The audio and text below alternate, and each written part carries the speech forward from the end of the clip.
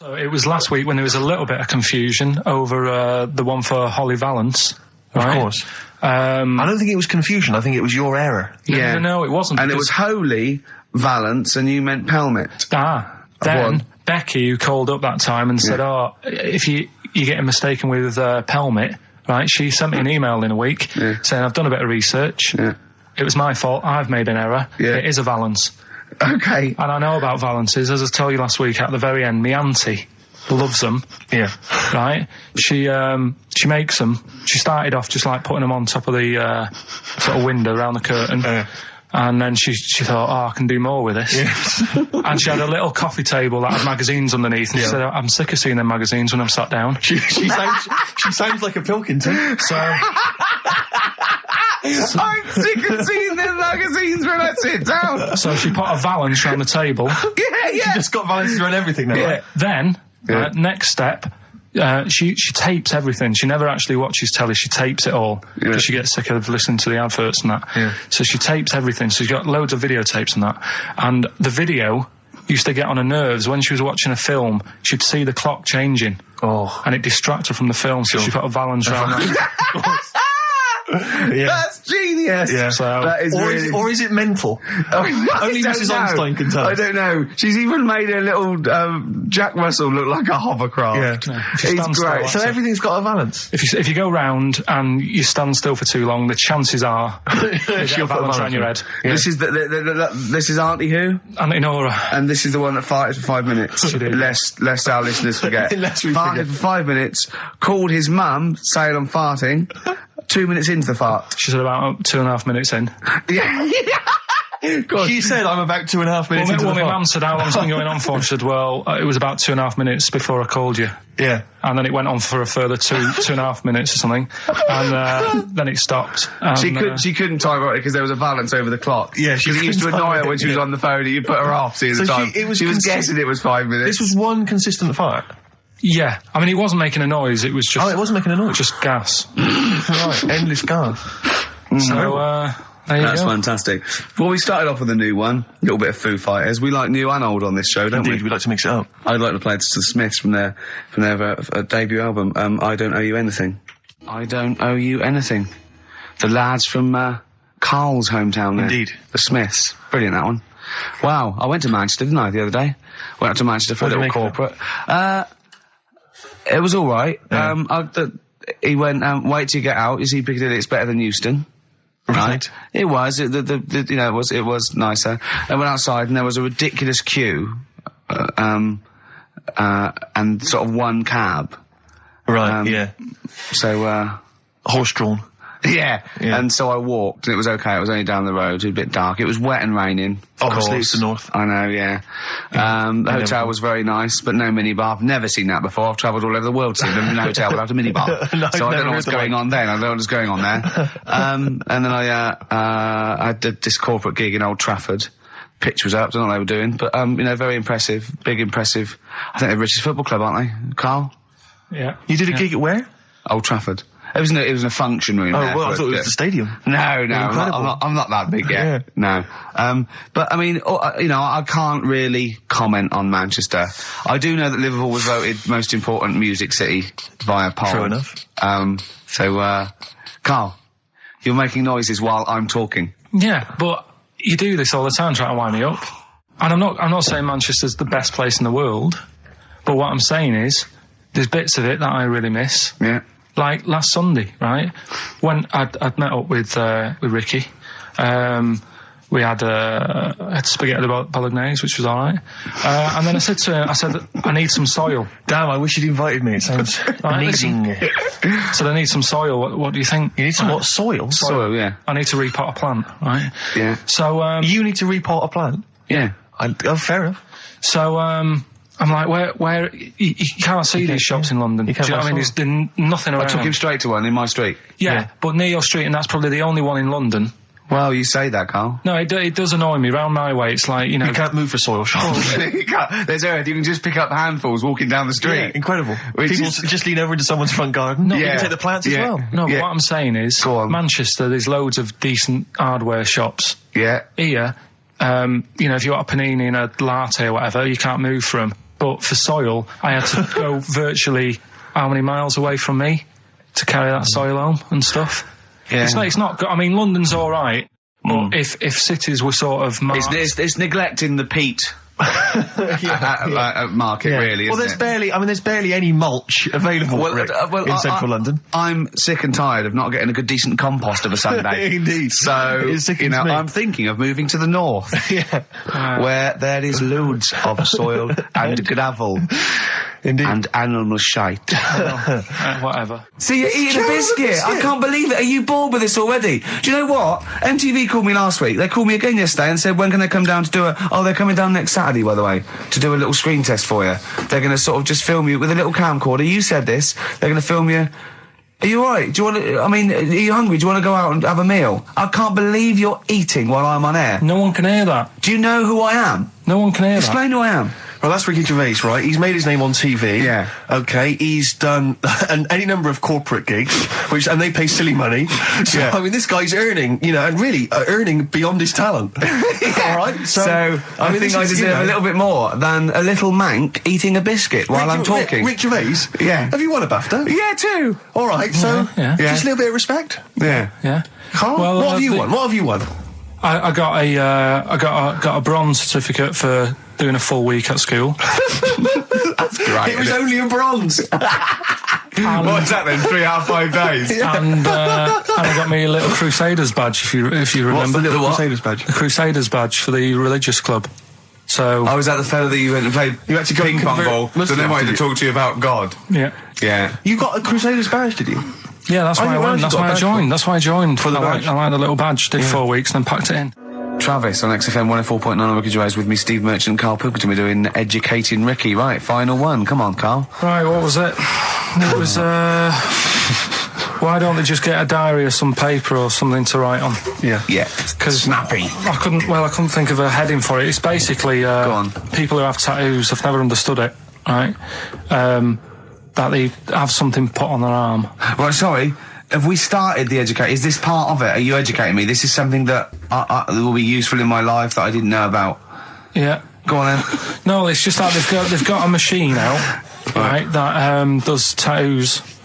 Tattoos. You come up with a design you want, and you sort of this machine scans it, and you put your arm in this thing, and you press print or whatever, and then it does the tattoo on your hand. Or on your like loads of little needles that follow a pattern? Yeah, the computer, basically, yeah. Is it a real tattoo? It's a proper tattoo one. The fella said... well, as long as it goes out, it pierces the skin with a I just wondered if it's one of those kind of, those kind of... No, it must be lots of little needles or a moving needle that can go Sorry, along but how is this cleaned, like, in between each person? Dunno, probably... I don't know. Well, no, it's only that if it's one needle, it's just the head, isn't it? If it's one needle that moves, and does it like loads of little... What are we gaining from a machine doing it? Just because they're going to sort of mess it up. But hold on, how do you keep your arm still? Because your skin moves slightly. The machine it's sort of strapped to your arm. Right, and so it's spread... the fella said that the tricky thing was in all this, it was the fact that... nobody would let him test it out on anyone else, so he had to do it himself. But did it work? Because the thing is with a tattoo artist, they can see when your skin's moved and they can see what they've done and they keep wiping it and looking, whereas a machine's just got to trust itself. Yeah. So I think one needle could go wrong. If it was a lot of needles, that it just came down, 1,000 needles that was an imprint. Yeah. But obviously I'm asking someone who hasn't delved any further than there's a machine that can give you a tattoo. That's all you've got at the moment, isn't it? Well, yeah, basically. That's what you've got? I mean, that's what I've got, because I'm not a fan of tattoos. I don't... But where did you read this again? This was... Internet? This was on the internet, yeah, it was, yeah. Okay. And I just don't understand why people do it. That's what got me attention. Because me... Sorry, what have I learned from this? That if you wanted to get one, you can get one done by a machine now. People say machines are sort of taking over and that. And there's another one. But it's just the fact. I mean, I don't know. So give us the snappy title of this education again. Why don't they just get a diary or some paper or something to write it on? That's what I always think when I see people with loads of tattoos. Like there's that fella who we were talking about the other week in Scotland who was covered 99% in tattoos. It's just like, what have you done that for? Yeah. Do you know what I mean? You can't get rid of it now. You've done it now. Yeah. One of my uncles, right, Tattoo Stan, he's just caked in them. Tattoos. Right. I don't think he's my proper uncle, but it's just like my dad's got. Tattoo Stan. No, my dad's that's a province in Russia, isn't it? My dad's got loads of mates who. When you say he's not your proper uncle, do you know how, like, when just a bloke someone who used to comes hang around, around with all school? right, Uncle Stan. Yeah. Do you know what I mean? And my dad had loads of mates like that. There was John the Screw. right? So he either works in a prison or he likes to have sex. Cabbie.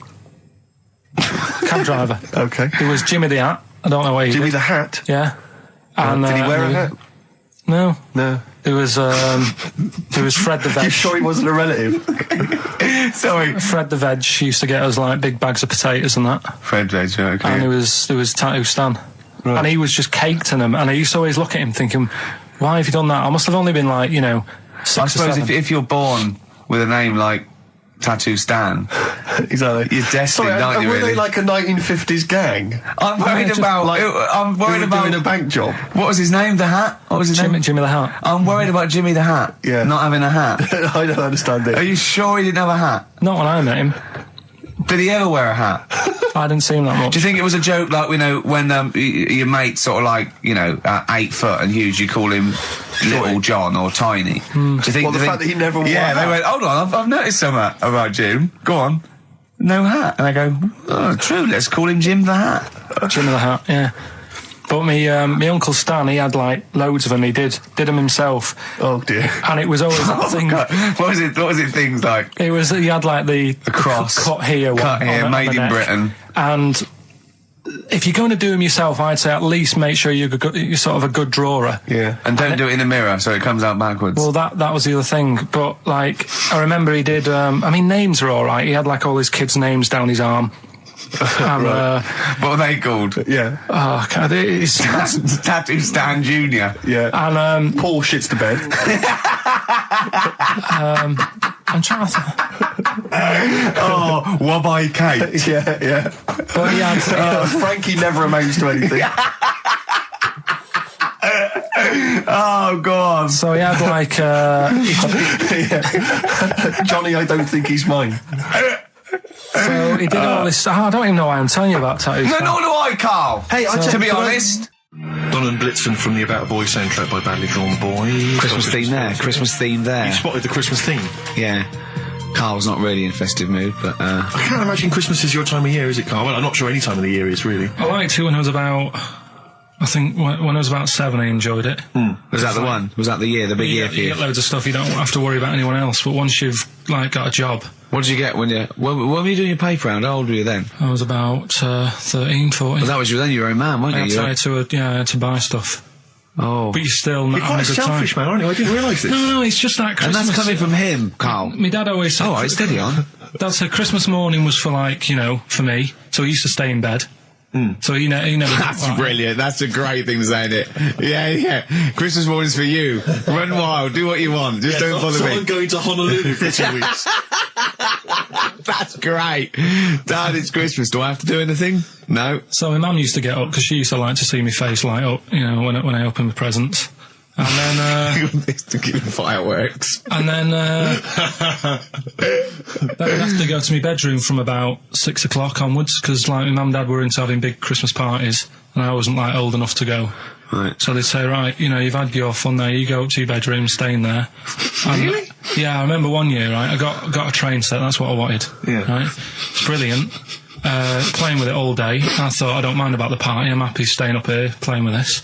Brother comes in, he's had a few, right, he's going, yeah, give us a go on your train. How old is he? He's a bit older than me, so he might have been like, let's see. Well, let him be 18. Yeah, probably about 18, 19, And how old something were like that. I had a train set, so, I don't know, about... 14. something like that, right? So I'm playing on that, loving it and stuff, and then he comes in and goes, oh, give us a go. He turns the transformer up to, like, 14. He went really fast for about 5 seconds, broke it, and then he went back downstairs. Wow. So Christmas, I hadn't even got to Sounds Christmas like Day. the Conservative government with British Rail. Satire, that is. Rick, I just thought that there's satire. If there's any satirical shows listening or magazines... It doesn't work in any way, because there's the analogy falls down apart from there being a train. Think it through, though. British Rail was trains. Yeah. And the government broke the trains in many... Well, they didn't break them, like, not officially breaking them, but they kind of... It does work, it's perfect. Oh, I'm very pleased with that. And I can't... And no one's asked him to be on Have I Got His View. It's weird, isn't it? Because it's strange, that, when you've got a satirical mind that's as quick as that. Yeah. And he's broke your little train set. So what did you do? I just, like, watched telly and had some sausages. I bet you were happy with that, though, weren't you? It's a bit annoying, though, isn't it, when your main present of the year has been broke.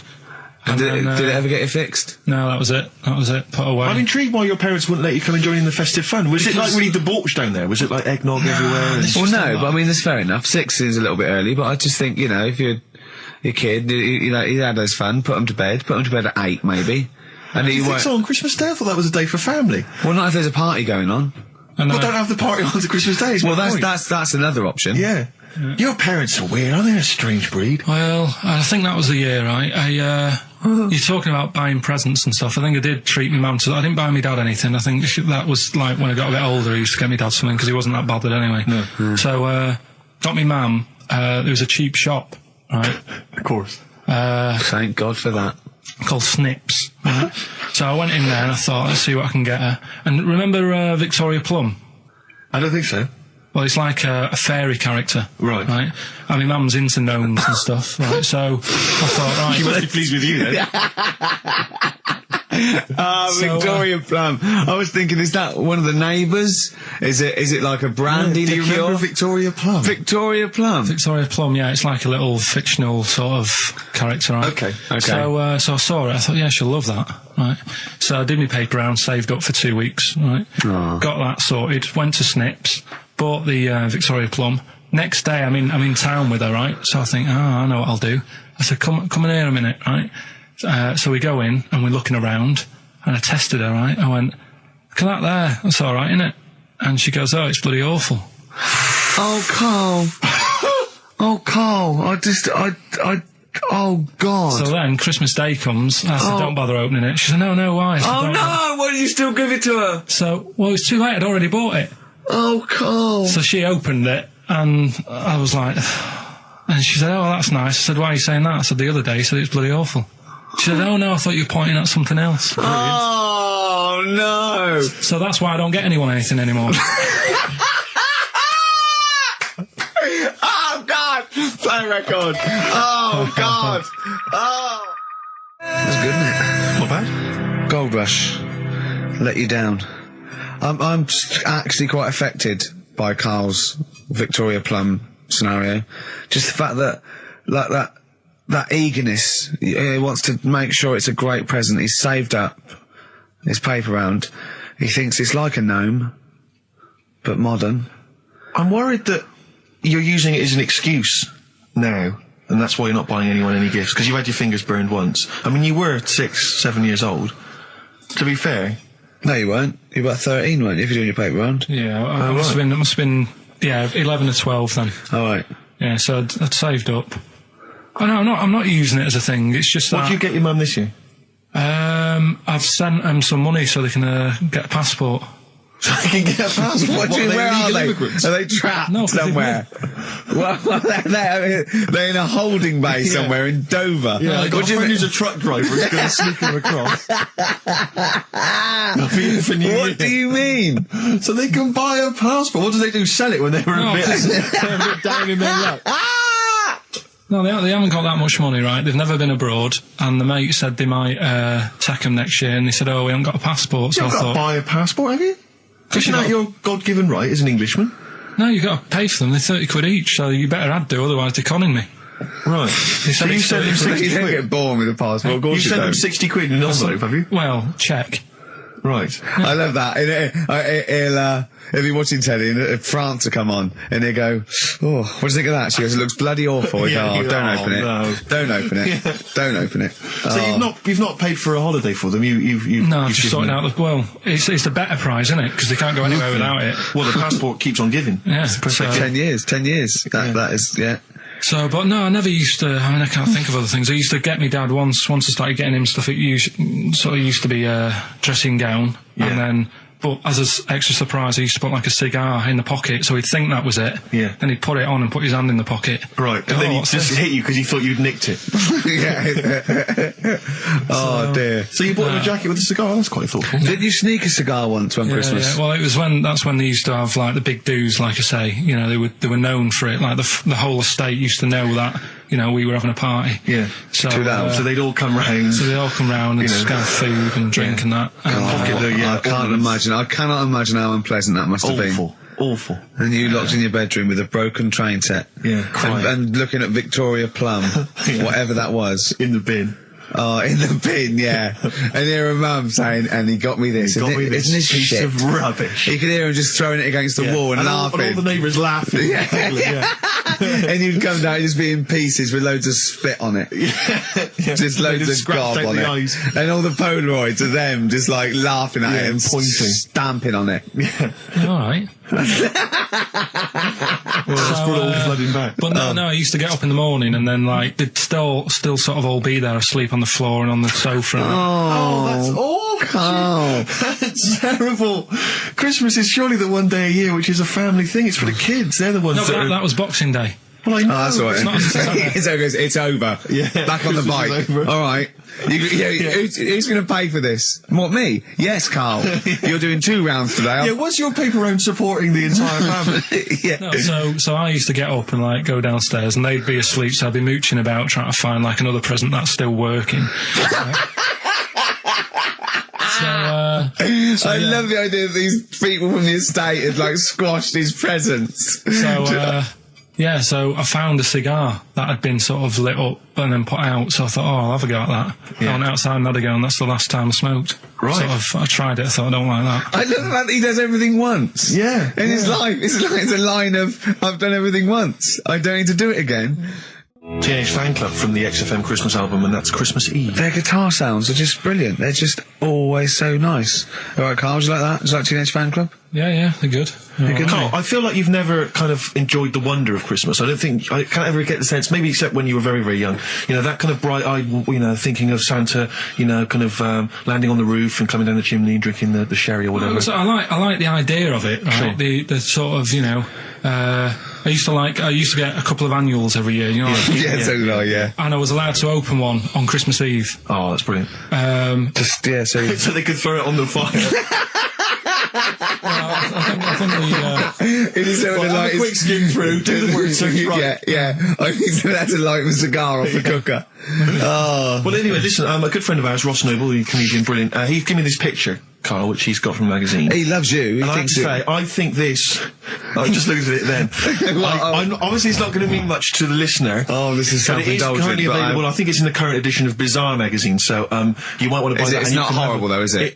There's a certain grotesqueness about it. Oh, it's a deformed person, isn't it? Well, to a degree, but I think what it's going to do for Carl is give him, I think for you and I, Rick, we're going to see his face. Light up. Brighten up, like opening a wonderful Christmas gift. Oh, you know what? I think I've seen this. Is this the one with the kid with the big head?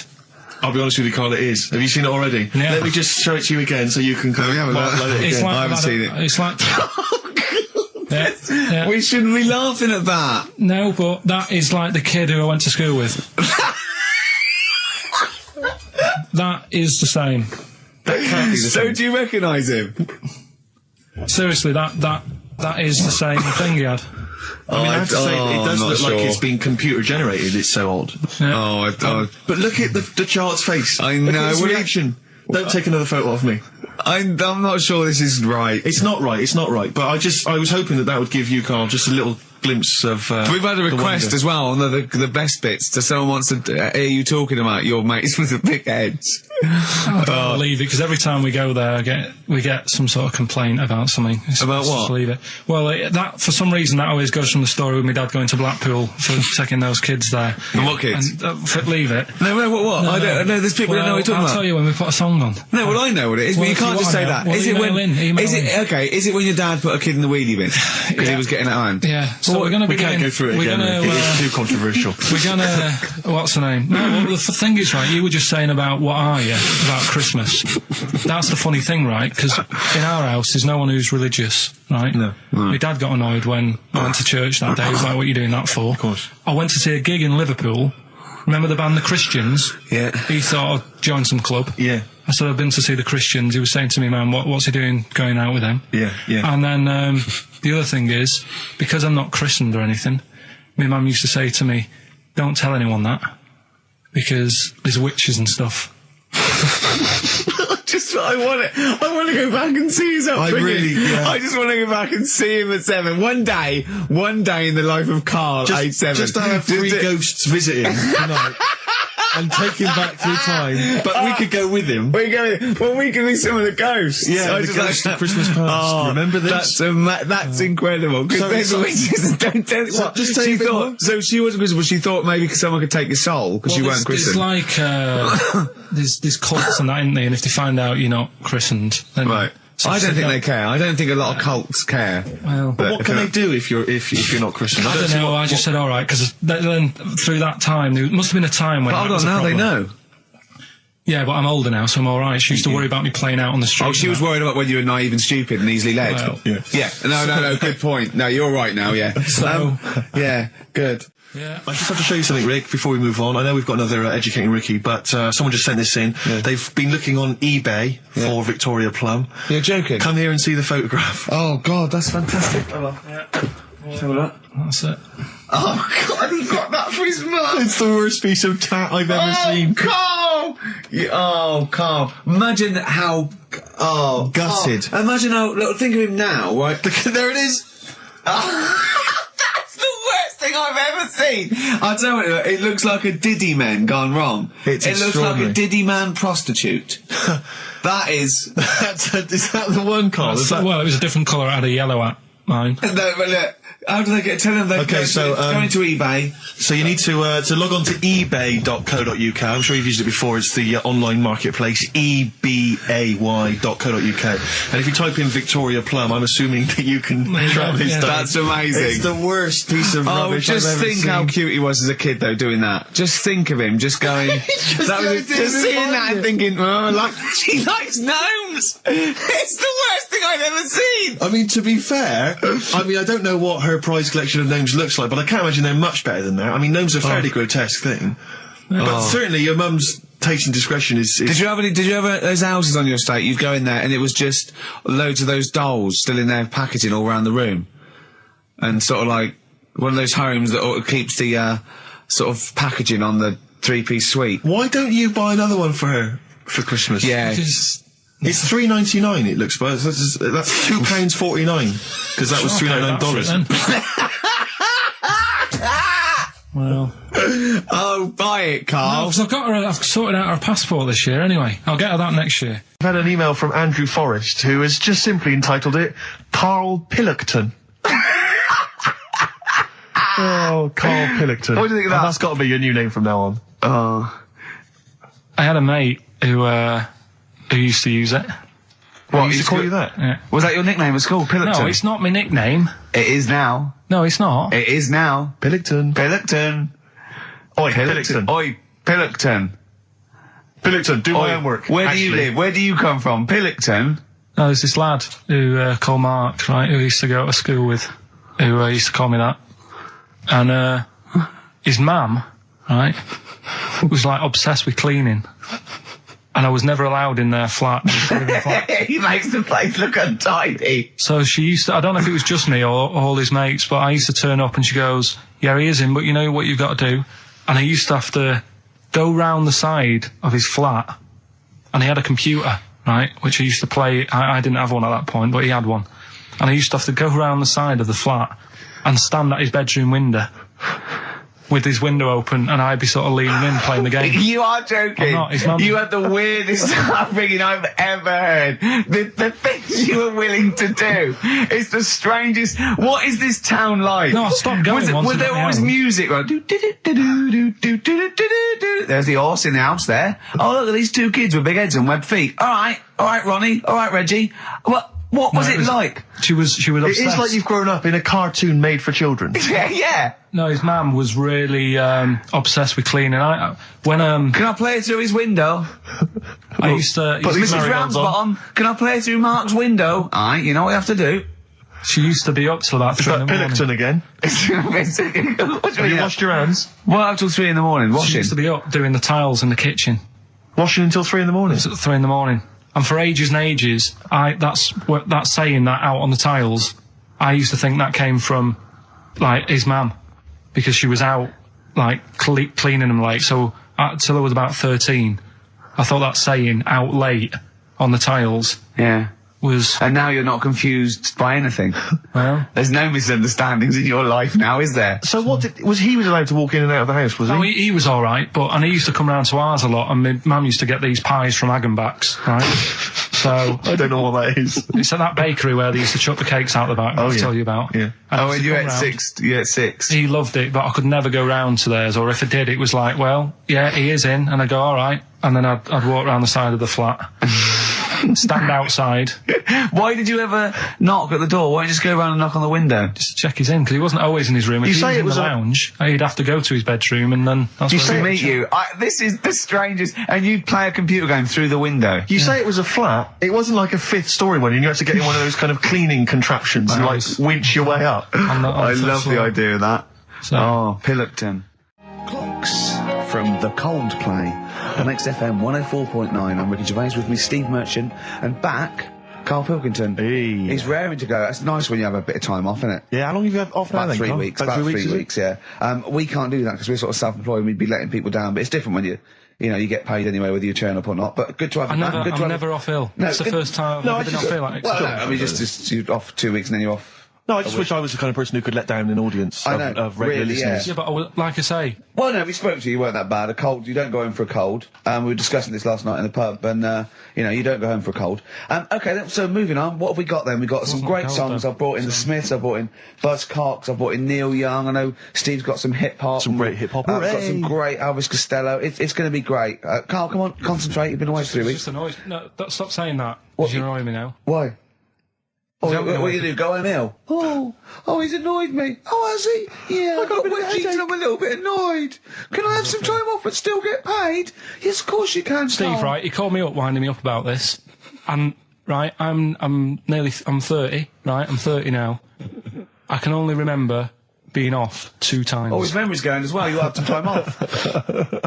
And both of them were when I was at school. What's school? One when it was windy. Why did you have time off? Because it was windy. But to be honest, Karl, that lasted for 7 years. Your time off at school. Why did you have time off? Because it was windy. Were you windy, or was it windy outside? No, it was like when... Your auntie wasn't out the window, was she? When the winds were bad in the 70s, and my mum said, oh... What? I remember space operas and flares. I don't remember the winds being bad in the 70s. Well, my mum just said, you might get blown into the road, so don't do that. She had so much faith in you, didn't she? As a human being. Is that why she got fired from the pie shop? I'm not coming in today, I might get blown into the road. Oh, God. The funny thing it was, right, Steve, they had this thing going at school, because a lot of people used to wag it back then. Right? Used to what? Wag it, sort of not go in. Yeah. Right. And they sort of tried to make it interesting for you by giving you an education. A certificate if you did a full week. Reward for the rest of your life with achievement. That sort of carrot. And also, like, let you go home at 3 o'clock on a Friday. Right. If you'd done a full week and that. Yeah. So it was lovely weather all week. Then it just sort of changed on a Friday. And I got up and it was all windy. It's always windy for Friday on Sunday, isn't it? Don't, if you don't go in, because, you might get blown into the road and that. So I said, all right, then I'll stay off. And, so why did she told you to hold on to a fence or walk you there? What's this? Don't go out. Immediately give up. I love this getting blown into the road. Is that based on your cats that kept getting blown into the road? Well, so I got to school on the Monday, right? And the teacher said, right, a long time. Today, to punish you, you're the only one who wrecked the whole week, right? Everyone else came in. You didn't. So everyone else is going home at 3 o'clock today. But you're not. Brilliant. Serves you right. And I wasn't bothered though. It was great because I said, well, you'll have to stay with me, won't you? And it was great. So all I did for half an hour was doodle and stuff. It was great that afternoon. Yeah. And that was ages ago. That was like when I was about 8. And that's one of the times I was off ill. Yeah. So it was, but that wasn't even ill, that was wind. Yeah. Yeah. So, right. Yeah, it's a bit different when you're to be honest with you, world, though, Carl. You can't just not turn up because you've got a bit of a cold or you're a bit fed up. I mean, we had an appointment 4 o'clock Thursday, wasn't it? And he had to call it because I cancelled it. Meeting went on a bit late. Time management. Get things done. If it was important, you'd get it done. Play a record, Carl. Pull your finger out, please. When I was a kid, right, and it's all right for you to go into women's toilets when you're a kid. It's like, oh, it's a bit cute, right? As long as you're not, like, over 15 or something, right? Right. But when I was a kid, I went into a toilet, and women, when they use their little cubicles, they don't shut the door. Some of them just sit down on the toilet, right? And you see everything. And, no, seriously, that's probably one of the first times I saw, like, a woman. Yeah. That, right? And my Auntie Nora when she was staying over. What happened with your Auntie Nora? She was, she's into wearing caftans. Into wearing what? You know, caftans. Oh, yeah. What are caftans? Big, bellowy sort of dresses. Right. And, yeah, I used to sit on the floor at home in front of the telly. Sure. She was on the chair behind. Yeah. She did a bit of a sort of a Sharon Stone scene. Oh, God. Yeah. Did you see it? There was no underwear? No. What age were you? What was it like? What age were you? It was like a ripped tennis ball. What? Right, we're off air. Either that or put us in for the Sonys. I've told you before about buying presents. Did those gloves have your name sewn in them? And a piece of string that ran over the back of your duffel coat? You know, I've never been into getting presents and that. I had the problem at that Christmas one, that time with the Victoria Plum. Yeah, we'd hate that. We'd hate to bring that back. We've done that. Because you talked about the because it's kind of to do with your dad, isn't it? He's a very bad gift buyer. Was that the problem? Well, yeah, my dad just wouldn't bother. It was my mum who sort of made an effort, and she sort of worked out half of what I wanted, then she left it to me dad to get it off someone, see if he could get one cheap or whatever. I love the fact that usually people talk about, like, drinking heavily or violent abuse, right? Yeah. But here's what he's been left with and scarred with from parents is bad gift buying. Yeah, and that's the Victoria Plum incident. In the greater scheme of things in the world, that's not a bad thing to have, is it? Right, there was this, this is what it's like about getting presents and stuff, right? With my mum and dad. Go on. My mate, Colin, right? No, Colin Bailey, right? Yeah. He had a little Sinclair Spectrum, right? Computer, which was like the thing to have at that time, right? Yeah. Used to always go round to his house. The deal was... Not the one you had to play through the window because you weren't allowed to. No, that's another lad. Oh, right? yeah. This is a different lad. And the deal was, he came to our house, and my mum gave him a pie. And then I'd go round to his, and I'd stay there for a few hours playing, you know, Hungry Horace and stuff like that on it. Right? Now, my mum and dad knew that I really wanted one of these computers, right? So I waited about a year. Came round to Christmas Day. I thought, I reckon might have one. Turned out they bought me the wrong one. They bought me a ZX81 instead of a Spectrum, right? And Christmas Day, I'm there trying to load the games up. It's not working. I'm thinking, what's wrong, right? And the thing with me, when I was a kid, I used to get quite sort of agitated. This is the moment, right? I found out that it needed a RAM pack to make it work, right? Looking in the thing and it's saying, and make sure you put your RAM pack in the back. And I was like, oh, where's the RAM pack?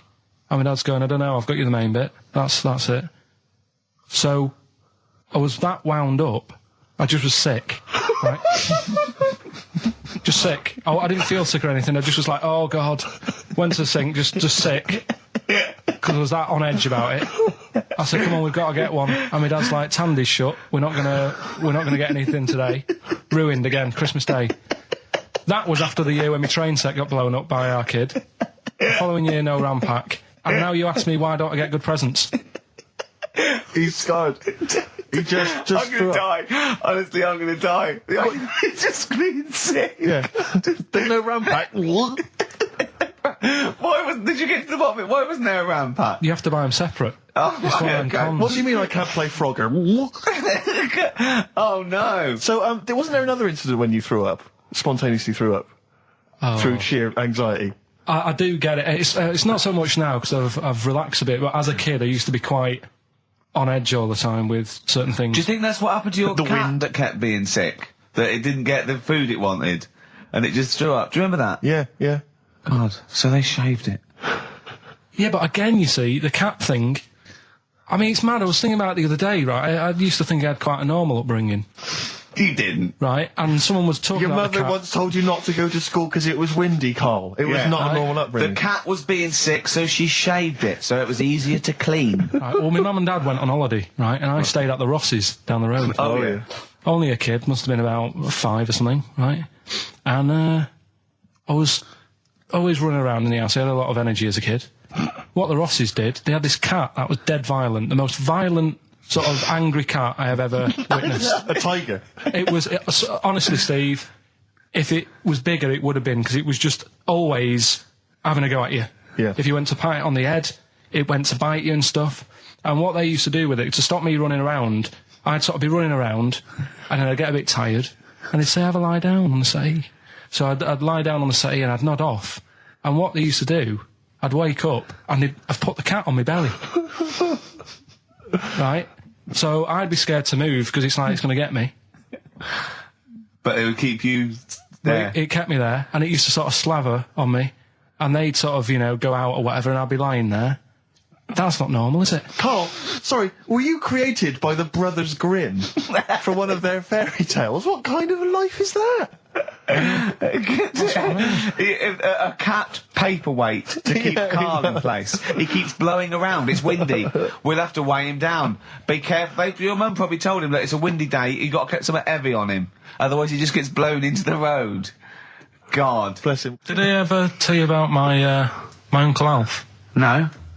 He wasn't a proper uncle, right? But it was just one of my dad's mates and that. And he was getting on a bit. He must have been about, 60, which is pretty old when you're younger and that. And he was the same. He used to always wear a suit and that. But it was never in good nick. It was always like a rough suit, but it doesn't matter. He's still, making half the effort and that. Yeah. And he used to sleep in a dinghy. Right, Uncle Alf. What? In his house? Yeah. Why? Well, in a flat, he's in like a little bed sit. Because he only had a little bed sit, and he was into boats and stuff. So he had this Two birds with one stone. Had this little dinghy, had a little flat, thought, well, it's tight space and that. He had a dinghy as a bed, and he had 2 tellies, right? He had 2 tellies, one that the sound worked on, the other one only the vision worked. So if you wanted to watch a programme, you had to turn both on. Put them both on like BBC One, turned one up and watched the other one. Wow. That's extraordinary. From his dinghy? Sat in his dinghy. That is brilliant. It was an inflatable dinghy, it wasn't like a wooden... Yeah, an inflatable one, yeah, big inflatable Did you ever go around and visit him? Yeah, now and again. Was it weird seeing a 60-year-old bloke in a suit in a dinghy inside watching 2 tellies? It's weird at the time, I thought. Which of the TVs stopped working properly first? I mean, did he... let's say the sound went on one of them. Yeah. Did he carry on watching the other one, hoping that the other one was fine? No, he went and got a new telly, and then the vision went on that, and he went, oh no. He went, hold on though. Wait a minute. I've got another telly in the wardrobe that I haven't used. It must have been like that. Yeah. Wow, he sounds brilliant. Is he still alive? Yeah, he's still around, yeah. I haven't seen him for years, but he used to... was he married? I think that's what happened. I think his wife passed away, and that's when he had all this... he had a boat. And it's like, oh, where am I going to put it in a bed sit? And it was like, hang on a minute. Yeah. You know what I mean?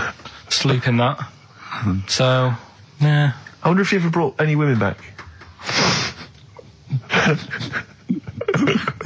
Just the idea of bringing them back, getting down to it. Shall we move into the bedroom? Ahoy! Oh, that is fantastic. What were we talking about before? I was going to tell you, the most complaints ever, the last Temptation of Christ. I haven't seen it. Was it Scorsese, isn't it? It's Martin Scorsese, and I've bought the film actually recently because I was intrigued to see it, but I've not actually watched it. But from what I understand, the reason that it was so outrageous is because it has a whole sequence which shows what it would be like if Jesus had lived his life and not martyred himself on the cross, but lived his life as a human being, part of which is him having sex. And so I think that was chiefly what the outrage was, that it was showing this godly man to be, as human as he was supposedly, because he's supposed to be human as well. So that's the reason. That was the reason that there was complaints there. I don't know. I haven't seen the film. Well, I can't say. You see him, do you? You see him having sex, I think, yes. Although it is an actor, Carl. Yeah, it's not actually Jesus Christ. It's not the real Robert Powell. No. It's an actor playing Robert Powell. Is that, you see, sex on films and all that, right? When I was growing up, I'd be watching... No, I'm just saying an example of this, really, right? When I was growing up as a kid and I'd be, watching films with my dad, right? He'd really be enjoying a film, right? And then a sex scene would happen. Right. And he'd go... On film? Or just behind you? In the film, a sex scene would happen. Your brother up to his old tricks again. And he'd get up and go make a cup of tea, right? Right. Typhoon? That he'd stolen from some sort of telephone box? And, even recently, he thinks it ruins a film. Do you know what I mean? Because there's no need for it to happen, is there, really? Yes. Why? Sometimes it's warranted. If the film itself is there's some films it isn't though. Some films it isn't. Some films it's arbitrary. I think the films that him and his dad watched together on Channel 5. Probably not. Is it only on Channel 5 in your house? But let's put it. Yeah, if you're watching, I don't know, a late night Friday night, from 1983. Yeah, Illegal Briefs. A beautiful lawyer has to defend a man who may be a killer. She falls in love with him, but does she know the real man? Oh dear. You know what I mean, though. Lest you forget, of course, that I... Love Heat. With the bloke that is now in... Go on. Of course, that I, according to the Internet Movie Database, I once appeared in one of those films, in the film Killer Image, a Canadian film, I believe, from 1989. According to that computer... it's all wrong, isn't it? It's all wrong. It's all wrong. Of course it is, yeah. Apparently, I was in that, and I played the role of Kirk. Was it a porn thing? No. I think it's just an erotic thriller. Oh, right. That I suppose it You only had a very small part, though, didn't you? Indeed. Yeah. But no, do you know what I mean? Sometimes you don't need to go that far. Say, like in this Jesus programme, right? Film. What's it called? The Last Temptation of Christ. Just like talking... what's his name? Is it Ralph in The Simpsons? Yes. I drawed a kitty cat. It's like talking to that. Yeah. No, but right, this temptation thing, right? Do you know, often we don't get that many complaints on this show. We don't get very many complaints. And I think that's either because there's no listeners, or B, it's because most people agree with Carl, and that terrifies me. Or they let him off, because it's like, you can plead insanity, you can go mental and kill a few people, where they go, oh, he's a bit bad. Exactly. No, but was it because, they're saying that he was having it away, or is it because you saw it? What got the complaints? The complaint was the very suggestion that Christ it was a blasphemous thing, not the fact that you saw an actor's knob. So what about if they just cut it down a bit and you saw the little stable door closing? It wasn't the baby Jesus having sex. It was the grown man. The stable door shutting. No, but you know what the nativity scene? That is brilliant. The wise men saying, I can't believe we brought myrrh, we should have brought condoms. Yeah. There's 2 for 1 offering, Boots. Yeah, I don't know what we were thinking. It was frankincense. It's just that it's always awkward. Should we apologise now to the Christian church as well? Sorry, the little Chinese fellas, little Welsh fellas, and the little Christian fellas. We haven't said anything wrong. No. It's like, you see, when I was growing up... Stable door. I love the idea that in Carl's world, he was born in a stable, just thought, I love this place. Yeah. I'm just going to stay here the rest of my days. This is good here. Oh, brilliant. But when I was watching telly with my mum and dad, it still happens now, right? My dad will sort of go, ruined. Good film ruined, right? If some sex scene happens. But what are we talking about sex scene? Are we talking about a kissing, or are we talking about penetration and looking at the camera? Going, are you enjoying this, Pilkingtons? What are we talking about? What is sort of extreme levels are we talking about? Right, last time I was down there, right? Yeah. What was it? Meet Joe Black. Meet Joe Black. Meet Joe Black is a terrible film. Yeah. Right?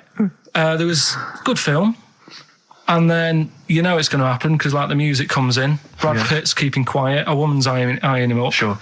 So my mum, my mum's worked it out already, and she's going.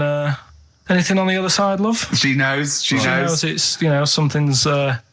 So you can be enjoying a film and you can be an hour and 10 in, and then some spidey senses of one of them can go, should we turn it over? And the other one goes, yeah, all right. Are you sure it's not them protecting you from scenes of sex? So that what they're thinking is, what if Karl gets the idea to have sex? Yeah. That could lead to procreation. We don't want any more like him. Yeah. We've got to end the line here. You sure it's not the doctor? Keep calling out and going, you are keeping away from exactly. women, aren't you? He must never find out. Are you how sure it's they're not done. embarrassed because they're watching a sex scene with their son? It happens every time, right? There's two things that my mum does, right? It's that, if there's sex scene on the telly, she'll go, anything on the other side, love? And the other thing she always says, if ever there's anything on the telly with Elvis in it, she goes, oh, I like him, right? And we all know, we sat there, we know what she's going to say next. Yeah. So you don't even bother saying why, right? And she goes, he liked fat, ugly people. He what? He liked fat, ugly people. He didn't always go for, like, the good-looking fans in the crowd. What Elvis did? Yeah. Right. That was always the thing. And I'm sorry, no, hold on. I don't know what we're doing now with our lives, Steve. Right, wait a minute, right. So your mum says two things, right? She either says... Is there anything else on the other side? Or, I like Elvis. There's a pause because you know what she's going to say next. She says, he liked fat, ugly people. How often does this occur? Well, because they've got, like, Sky, there's a lot of those channels on. They like the music channels. So Elvis always comes on. There's either an Elvis film, there's, like, a classic hit by him on... And she'll go, I like Elvis, he liked fat, ugly people. And what do you mean he liked fat, ugly people? Is she a fat, ugly person? Because there's that special Vegas show, isn't he, where he's dancing about, right? And he's got loads of scarves around his neck. Towels. Yeah. And, like, he always hands them down to the fat, ugly ones. Right. And I always say it's because they're the fat, they got a sweaty face because they can't, you know what I mean? I don't know what world they live in. I don't know how we've gone to this subject. What sort of world are you got when you're watching his face? And what do you mean fat, ugly ones? You mean they're in the front, they're sweating a lot because they're a bit chubby? So she thinks, is giving them a towel because it's he's really going, wipe your face, you're putting me off, you fat cow. Stop sweating near me. There's another one.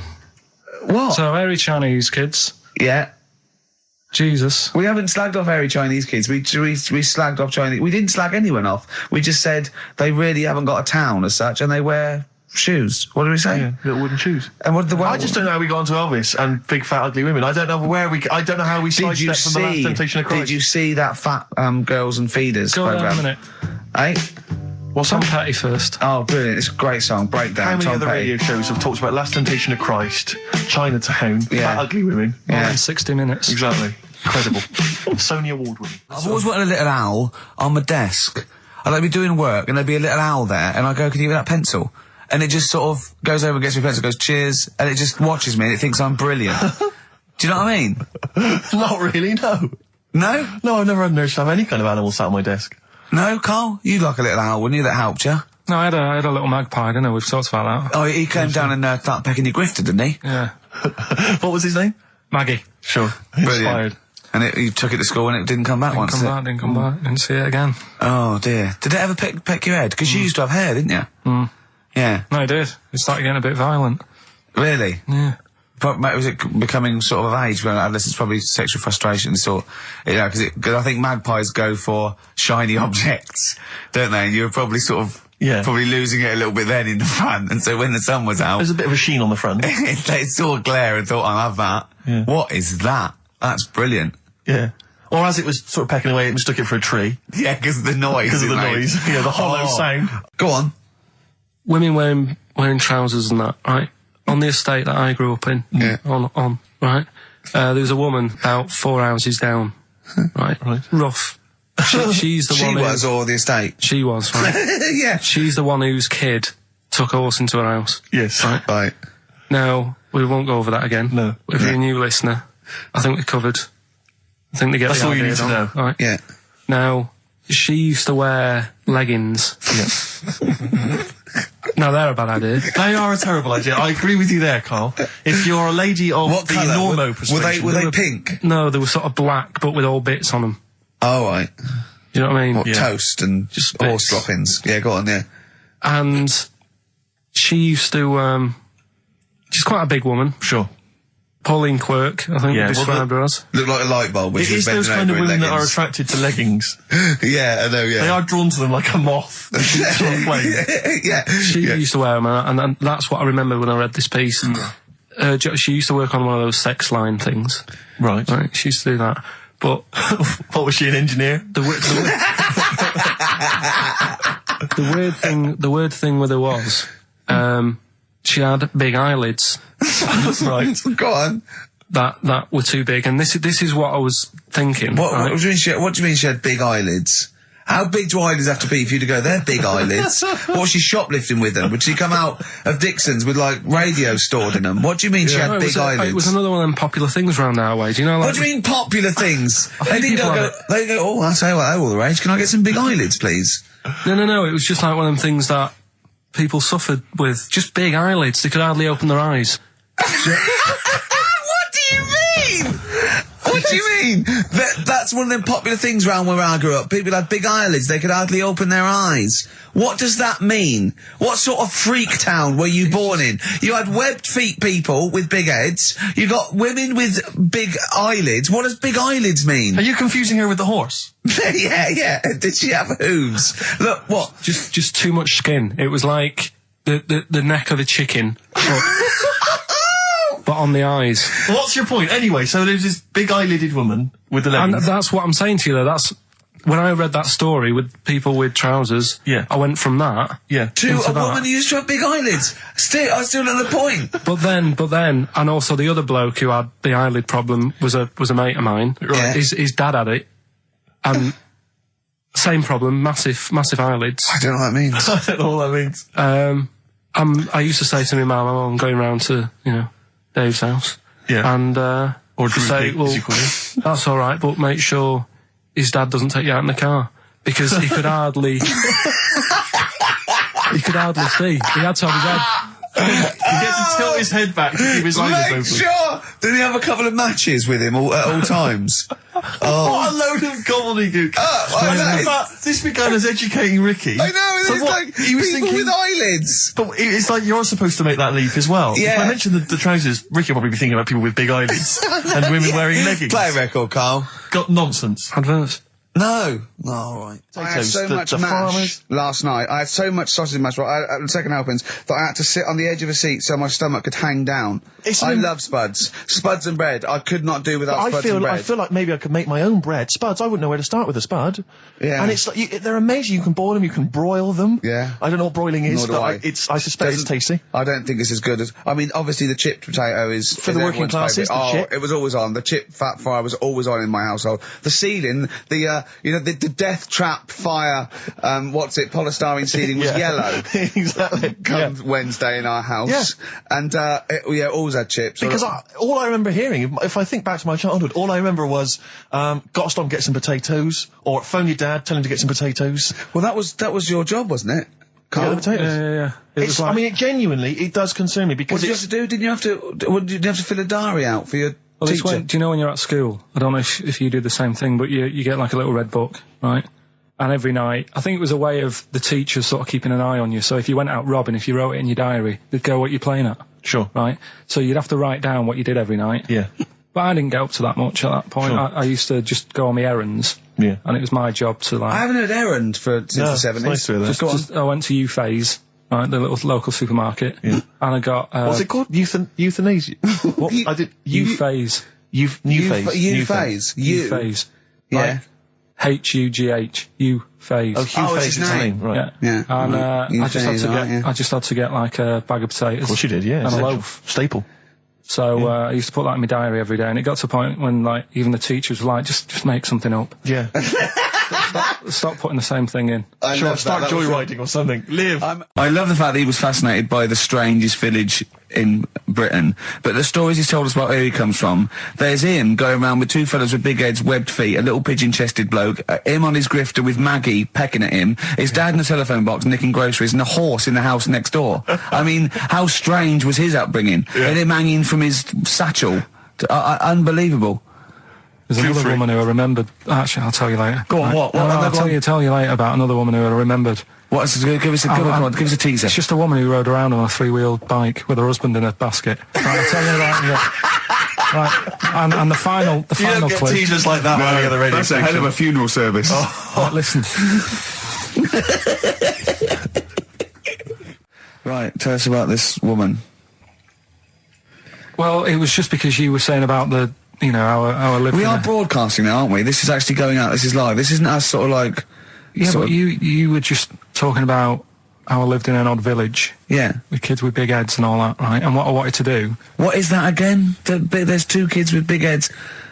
Yeah, they just had sort of big heads and webdams and that. They went to my school, and when I spoke to my dad the other day, because I'm going out to see my mum and dad tomorrow. Oh yeah. So I said, have we got any school photographs with the big-headed kids in?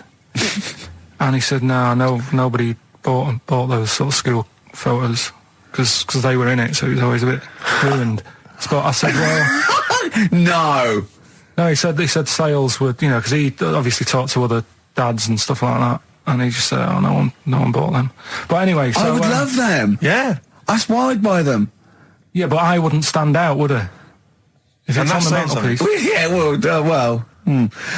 But anyway, so I was talking about, you know... When you say they had big heads, what do you mean? Do they look like someone from Doctor Who?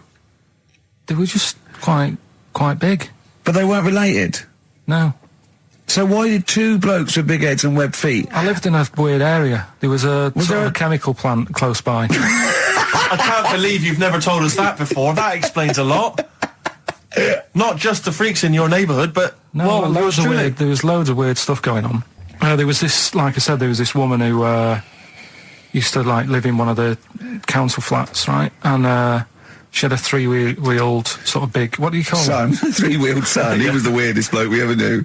Well, they call it like a big tricycle, but for an adult rather than one for a kid. It was a big one. It wasn't a motorbike, though. It was a... No, it was a push bike thing. Yeah. And she used to sort of ride down the road with a fella sat in the basket on the back with his, like, legs dangling over, and they'd be going to, like the pub and what have you. Was it a different fella each time, or the same one? No, same...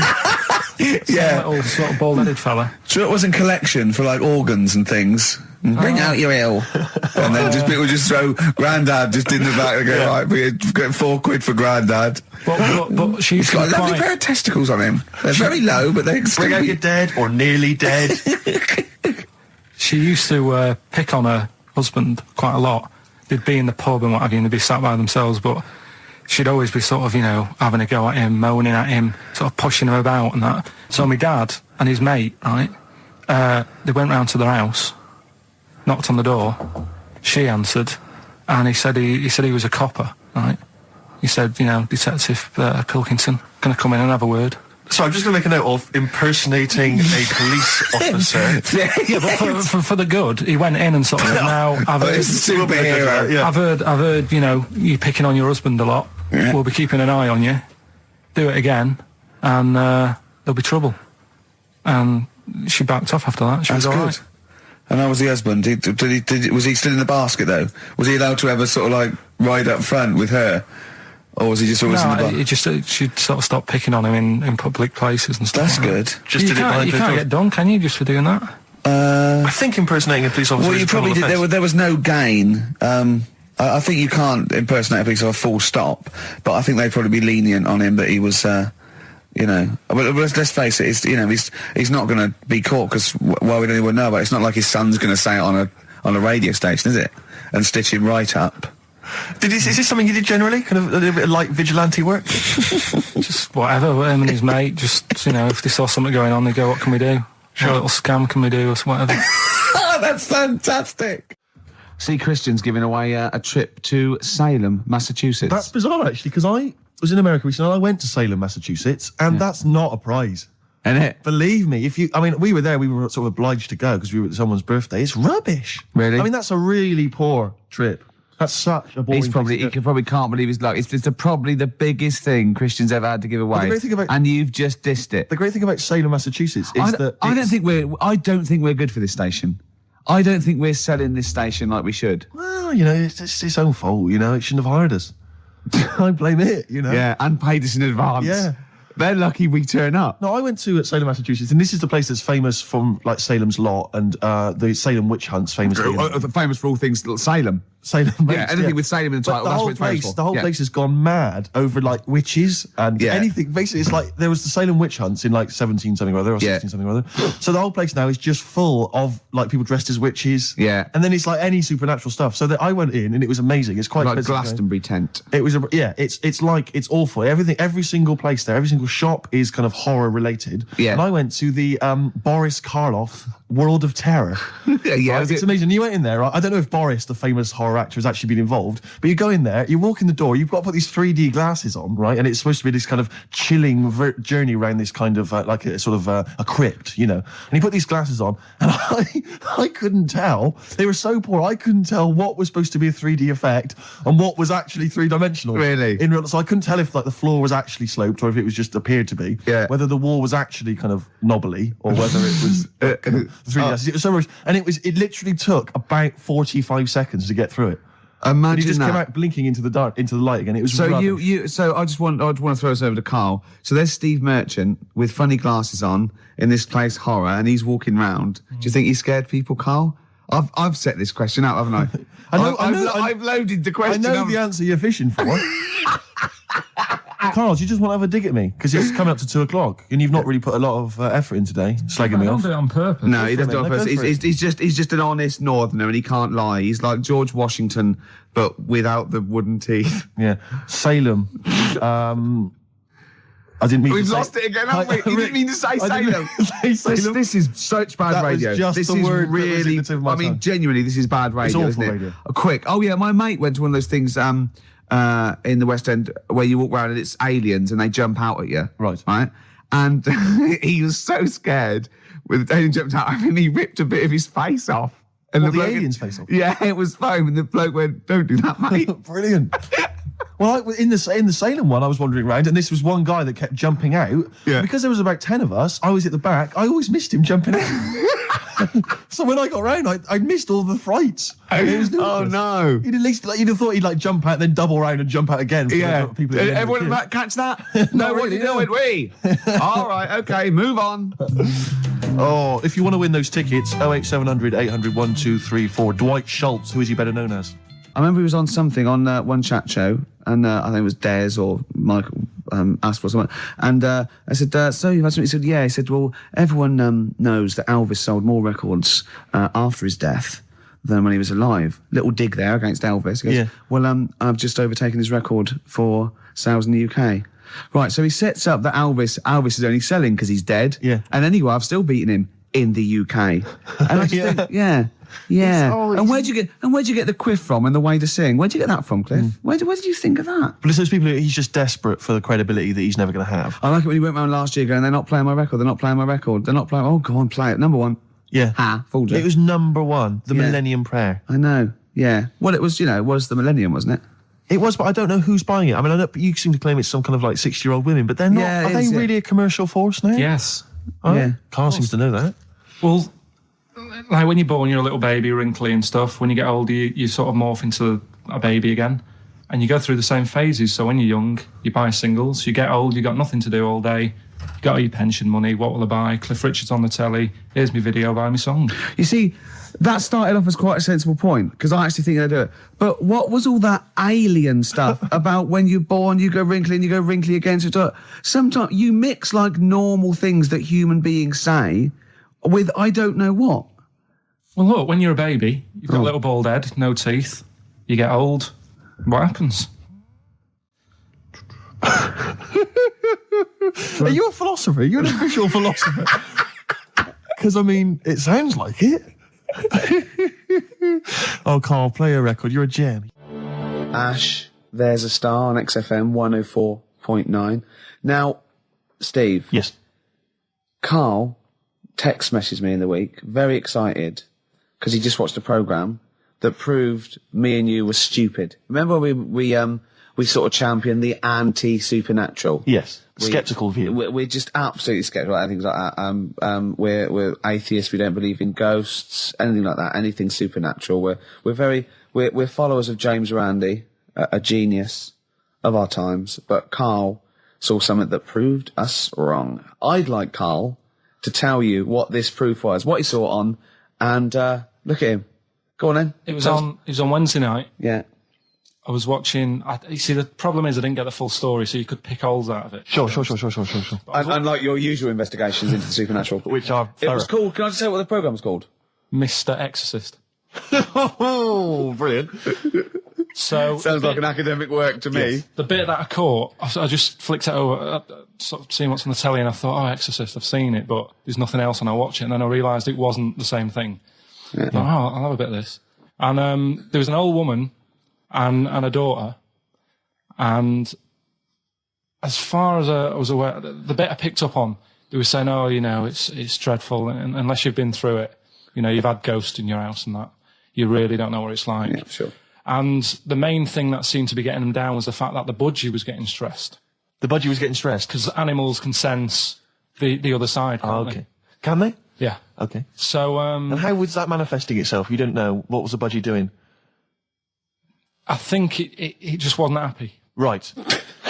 Did it explain that to people, or how did it express that? Budgies are known for being chirpy, aren't they? I said it wasn't chirping. It normally swings on its little perch and that. And just depressed because it was possessed. It was just sat around in its pajamas. So No. Come on, Steve. Come on, Steve. You're making this a mockery. So the budgie was depressed because he could sense the ghost. Yeah. And then this guy, this Mr. Exorcist, came round. Was that his name?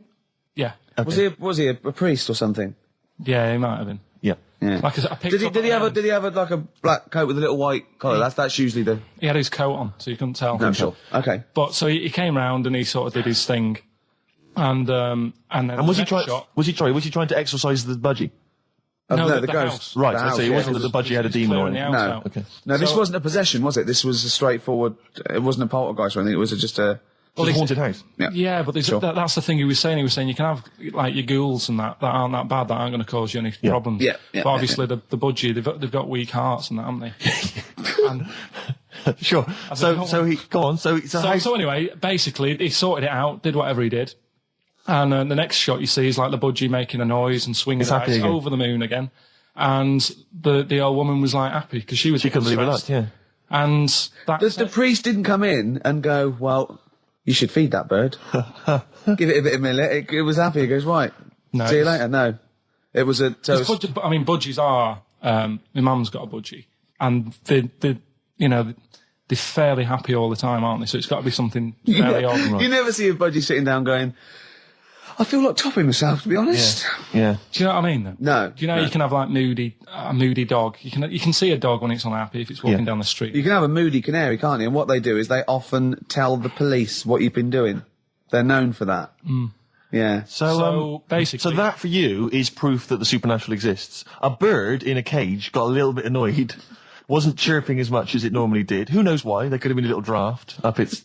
and... Cloaca. Exactly. That's a medical term. Anyway, a man came in and did whatever he did. Yeah. Mr. Exorcist, though, Steve. Yeah. This wasn't any bloke off the street. This was Mr. Exorcist. Yeah. Yeah, so... And for you, that's the proof that there's... Just because, like, if it was a person, you go, they're playing up for the camera. Yeah, a budgie could possibly act like that, Steve. Yeah, I see what you mean. You're saying a budgie would not be it wouldn't be trying to become famous. No, or not like, telly. not like Lassie. No, sure. It was basically a show-off. Yeah, or Champion the Wonder Horse. Yeah. What do you think? I think... I've changed my tune, Rick. I don't know about you. I have, and I think we should play a record. I'd love to get Mr. Exorcist in. Wouldn't that be amazing? Never dabble with things you don't understand. Sorry. Like women. See what I did there? He's turned that back on me. Blur. Boys and girls. Girls and boys. Embarrassed to say. Blur. Girls and boys there. Steve on XFM 104.9. So, it's not so bad, really, because we didn't plan anything, No. We proved the supernatural. We were wrong about that. Well, just one other question. Was there anything else in this woman's house that led her to believe that there were ghosts, or was it just the fact that, Tweety or whatever his name wasn't chirping? You see, this is the problem. I was watching UK Style. I was watching something on that. What were you watching on that? It was, it's not changing rooms. It's like that, but cheaper. Quite seriously, right? You might be the most interesting man in the world. I'm fascinated by it. I'd like to follow you. I'd like to have a hidden camera on you. I can ask you any question. I'd like to have you in a cupboard in my flat. So I just think about it. I wonder what Karl thinks of that. And I'd just throw something at you, and you know what I mean? Yeah, because that's what my dad did. Kept me in the cupboard. You know what I mean, though? Yeah. I wonder what Carl would You're think never about stuck this. for a conversation point if Carl's around. That's what's genius about it. He's always got an opinion. He's got an opinion about everything. Yeah. It's But I love the fact he was watching UK Style without a shadow of irony. Yeah. No, He's that's just what like- that's what I like about him. Exactly, that's what's I wouldn't brilliant. like it if he was trying to be No, he's not. kitsch Yeah. and stuff. I like it because he's down the line, straightforward, no nonsense. Yeah. This is what I like. You know what I mean? He's going to be sort of like Jeffrey Boycott, Dickie Bird when he's about like 60 or 70. He's going to get on a bus and go to the driver somewhere. You need an haircut. You look like a scruffy get. You know what I mean? He's going to be a great old bloke that you. Genius. He doesn't get chinned in the pub. Yeah. Right. People protect him. You know, because he's like 70 or something. But it's great. You're looking forward. You're actually in that nod. That nod went. I can't wait to be 70. Yeah. Wasn't it? Can I make a suggestion that we just get people, they can email in just questions or comments they'd like to hear from Carl. Maybe they just want to know his opinion on the Afghanistan situation. Yeah, like, or you know, like last night's Coronation Street, whatever. Yeah, like they do it, you know, in the NME or imagine that coming up to the election, they go, Billy says Labour. Oh, Yeah. Carl. I think the Sun has White Van Man. Each day they interview a guy who drives a white van, see his opinions on various topics. Carl is very much our white man van. White man van. Yeah. So any query you have, I think most of our listeners are, any to be honest. opinion that you would like to hear voiced from the K-Man, ricky.gervais@xfm.co.uk, or you can phone in. I forget what the number is. Oh, 700 800 1234. Sweet. Now, you during that record, you said, we knock everything. You saw something about the Bermuda Triangle, didn't you? Yeah, when I talked about Ghost, you sort of just, because you don't believe in it. I think it's because you're scared of it, to be honest, and you can't admit to understanding it and actually believing in it. Sure. Thing on last night, Steve. Yes. Bermuda Triangle. Oh, yeah. Do you know much about that? Mainly the song Yeah. by, what was his name? What's his name? Bermuda Triangle, where people disappear. No, Bermuda Triangle. What's his name? No, Barry Manilow. Yeah. Are you familiar with the lyrics? Bermuda Triangle, where people disappear. Bermuda Triangle, don't go near. Yeah. Shouldn't really make a joke out of it. No, you're right. Go on. But what it is, right? There's a program saying what it's about. What do you know about it? As I say, mainly from what Barry's told me, but certainly planes and various boats have gone missing within the Bermuda Triangle. Planes. Yeah, but obviously that documentary didn't explore He it. learned a lot about that. For that. I learned a lot about American history through "We Didn't Start the Fire" by Billy Joel. Again, most of my knowledge of the sort of Tsarist Russia comes from Rasputin by Boney M. Well, listen. Yeah, he was the lover of the Russian queen. They put some poison into his wine. Yeah. They shot him till he was dead. Yeah. Which is, go on. Right, well, this. Those Russians. Sort of bit of an earthquake in the sea. Sure. Lets out methane gas. Okay. And apparently, if you were swimming out in the sea, Yeah. and there was like an earthquake and some methane came out, you can't swim in it, you just sink. Okay. Even if you're a good swimmer. What happens if you're two lads from your school and they Big heads. Yeah, that's like a buoy. Doesn't So you can work. see them a mile off, No. and their webbed hands would get them into shore. Because they did actually say, even if you're wearing a life jacket, if the water's full of methane, right? You just sink. You just sink. So what it's saying is, boats have gone across the sea, got a load of methane in the sea, and the boat just sinks. Right. What about the planes? Is it then sort of planes with little sort of floaty things Could on? be. That'll be the sort they've landed in the sea. Right. And methane's coming. Well, sorry, Carl. What did the documentary say? Not I imagine. Yeah, your hypothesis might be one Yeah. thing. What did they sound like? They didn't cover that bit. They didn't cover the planes. They didn't do the planes. Something else they said about it, though. Go on. Loch Ness, the monster, Yep. Sure. probably doesn't exist. Okay. What Oh. it is, Interesting. Hold on. Interesting. Oh, interesting. It's- What they thought not list probably didn't exist. Curious viewpoint. Hold on. What proof have they got for that, Carl? How can they go around saying stupid things like that? it's methane, Right. Again, in Loch Ness. and people have seen, what's the lake it's in? Loch Loch Ness. Yeah? It being the Loch Ness monster. Yeah. That's where it lives. That's how it finds its way home. That's certainly the clue. Yeah, Again, Carl, that's the clue. Yeah, it's good. And it's if it's out wandering, it goes, excuse me, would you know where I'm being the Loch Ness monster? Where would I be going? Oh, you'd be going to the Loch Ness if that's your home. It's away over there, you big anyway, monster, you. So the bubbles from the Sure. methane bubble up out of the water. Yeah. People think, oh, God, it's a monster's head. But it's not, it's just water sort of shooting up because of the bubbles. Well, that's two of the great mysteries of the universe solved by Karl P on a Saturday afternoon. That is fantastic. So that makes me think a lot of things. So, you know, when mediums are sort of like going, oh, I've got something coming through. Do you think they are exhaling a lot of methane gas? And thus making them not think straight? Do you think everything's down to methane gas? Do you think that all the mysteries of the universe are down to methane gas, Carl? What did it say in the documentary you saw? About what? What was the budgie happy? We know that budgie was sad. Was it in a room? Because they used to take canaries down the mines, didn't they? They used to take canaries down the mines, they'd smell the methane, and then the budgie would be happy. I'm not going to teach you anymore. Play a record. Excuse me, don't be alarmed. I look quite frightening, but I'm merely a nice monster. I seem to have lost my way home. Could you direct me in the right direction? Nice to meet you, yeah, Karl Pilkington. Hi. What's your name? Why do you need to know my name? Well, it might help me to find out where you come from. Oh, my name's the Loch Ness Monster. Okay, alright, give me a second. What was your name again? Loch Ness Monster. See, this is what I mean.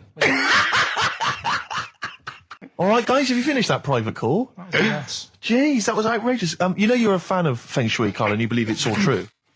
I just run this one past you just on the off chance. Yeah. Because maybe that you change your opinion slightly. Yeah. Feng Shui teaches you to use your environment wisely. Sure. If your land and the surrounding area is undulating, it's said to house auspicious dragons. When land is flat and featureless, the dragon is missing and the land is said to be less auspicious. Excuse me, they call me the Brixton Dragon. Sure. I seem to have lost my way. I know it's South London somewhere, but could you help me find my home? What's your name? Well, they call me the Brixton Dragon. Right, where are you from? I see what you mean. I see what you mean, aye. Oh, okay, man. So does that make you query it at all, the dragon? I'm not into it that much. Right, I'm sure. just saying that if you have your head at one end of the bed rather than the other, it might make a difference to your night's sleep. It's not so much Feng Shui, though, is it, as sort of good advice, generally? When you went home... Don't sleep on the end of a spike near a cliff. Good advice. I mean, that's good advice, isn't it? You know what I mean? And it was a Christmas play, and I managed to get a part in it. And, Did you audition? got a part in it, and I should have been playing the drums to the one about Kings. We Three Kings. Yeah. I was meant to be doing that, but Little Donkey came on, and it was one of those. What do you mean came on? That was like next up on the next song. Right. And it's one of them songs that you can't help sort of Tapping along to. Yeah. Do you know, like if I was to go,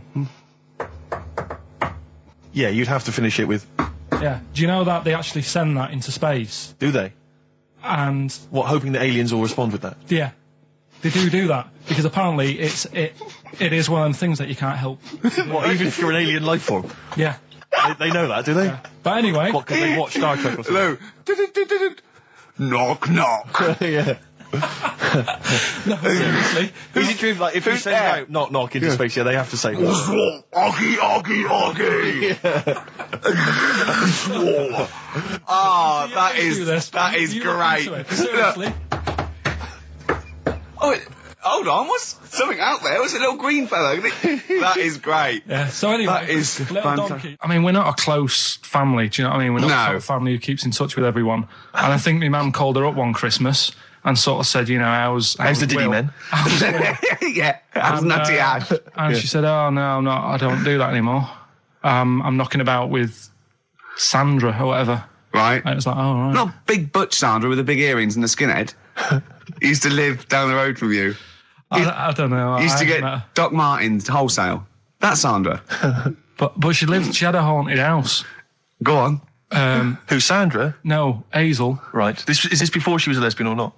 Before. Okay. And there was a bike in the hall and the pedals used to go backwards. There was a what in the hall? A bike. That's handy, isn't it? Oh, that's great. Don't worry, we won't do anything. So, sorry, no, I want to know about the haunted house. There was a bike in the hall. And there was a bike in the hall and the pedals used to go backwards on their own. And also, shoes used to stick to the wall or something. Did they? Yeah. Shoes used to stick to the wall? Yeah. Okay. That sounds like that's a haunted house. A household. Yeah. Oh, dear. Brilliant. Maybe she should clean the walls. XFM 104.9. Lovely, that one. Brilliant, isn't it? The acoustic version of Just Like Heaven from The Cure's double CD I'm greatest loving it. collection. Now, again, I broke the rules in the week. I met up with Carl. I had lunch with him. And we were chatting and having a cup of tea.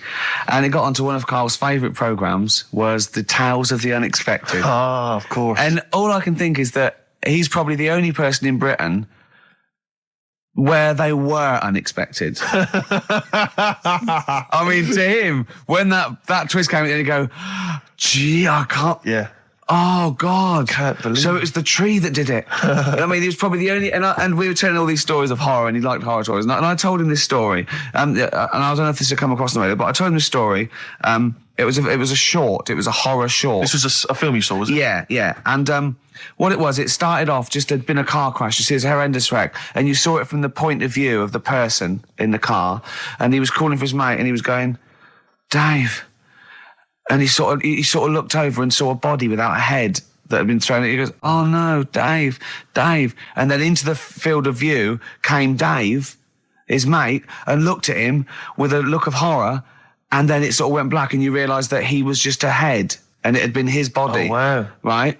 Yeah. And I said, then it came up at the end, at the executions and the French Revolution, people experience consciousness for, and he went, oh, no, he said, it wouldn't be for that long. And then he went, if it was a chicken, it would work. Imagine remaking that film. But it's two chickens in horrendous car crash. Their own fault for driving. It would work. No, he wasn't having that. Yeah. No, it was too long. I think he said, how long was this film? I went, oh, 5 minutes. He went, no. It would work if it was a chicken. I like the way that Carl in something like when you relate an incident like that, he's appalled and offended and annoyed by the people that made it, even though he's never seen it. Oh, he's annoyed, yeah. Like I want to see it. I think it's a good idea. Yeah. But they should have thought it through a bit more. Yeah. Do you have a favourite Tales of the Unexpected, one that you remember particularly that shook you up? Yeah, we were talking about the one on where there's some woman in prison. Have you seen that one? No, I can't remember them all. Right. This woman's in prison. Yeah. And she gets a bit friendly with the guy who takes the dead bodies out. Right. And he said, I can get you out of here.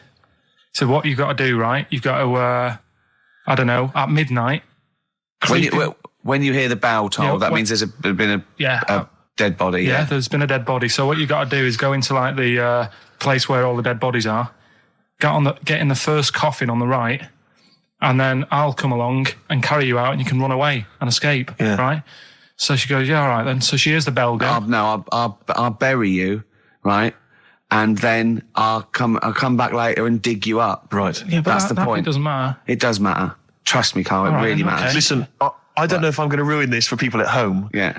Can I just skip to the end? I would imagine that she gets buried and he doesn't come back, and she has to get buried alive. Better than that. Okay. Yeah, she does it. She gets into the coffin. Yeah, shh. Go on. Right. So she gets in the coffin, and she's lying there for ages. She's buried. She can feel a bit of movement going on, so she's obviously, being carried somewhere, so she's thinking, this is it, I'm getting out.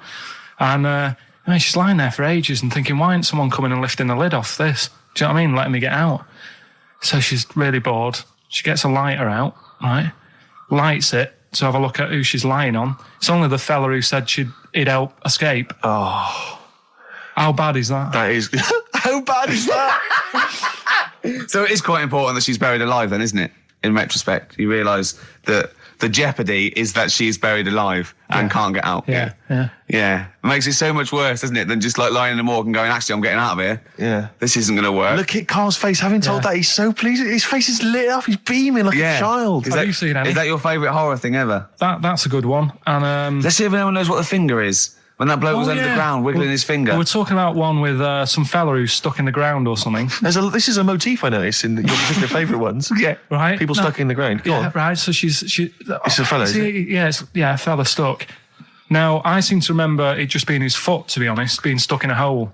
No, he was under the ground and he got a little thing out of the pavement and he put his finger up and wiggled it to try and attract attention. Then you see a woman come along and her stiletto heel just knocks his finger off. You see, I'm wondering whether it's the same one as I saw. Yeah, it could be two like that, couldn't there? They were running out of ideas by the last series. It's a big theme in Hollywood. Or what was that one you told me about with the porn? That was a good one. Oh, this was fantastic, right? Right. There was this. Sorry, can I just check now? We're just remembering classic episodes of the Tales of the Unexpected. This is important. Well, I saw one right. I saw one on Tales of the Unexpected, right? And it was these two gents. What they used to do, they look down the obituaries and they'd blackmail the wife or the son of a dead eminent person, like might be a priest or a doctor, something like that, and they'd go and they'd say, he bought some erotic stuff from us before he died, and he owes 100 guineas and all this sort of stuff, and they'd pay up because it'd be so embarrassing. They just didn't want to say, just pay him, right? And this one bloke said, who are these people? I'll meet with them. And he goes round there, and he goes round, and they go, your father, he goes, my father could not have bought any erotic material from you. They did it, he goes, he couldn't have, he's blind. Right, and that was the twist. And Karl went, so it was magazines, not videos then.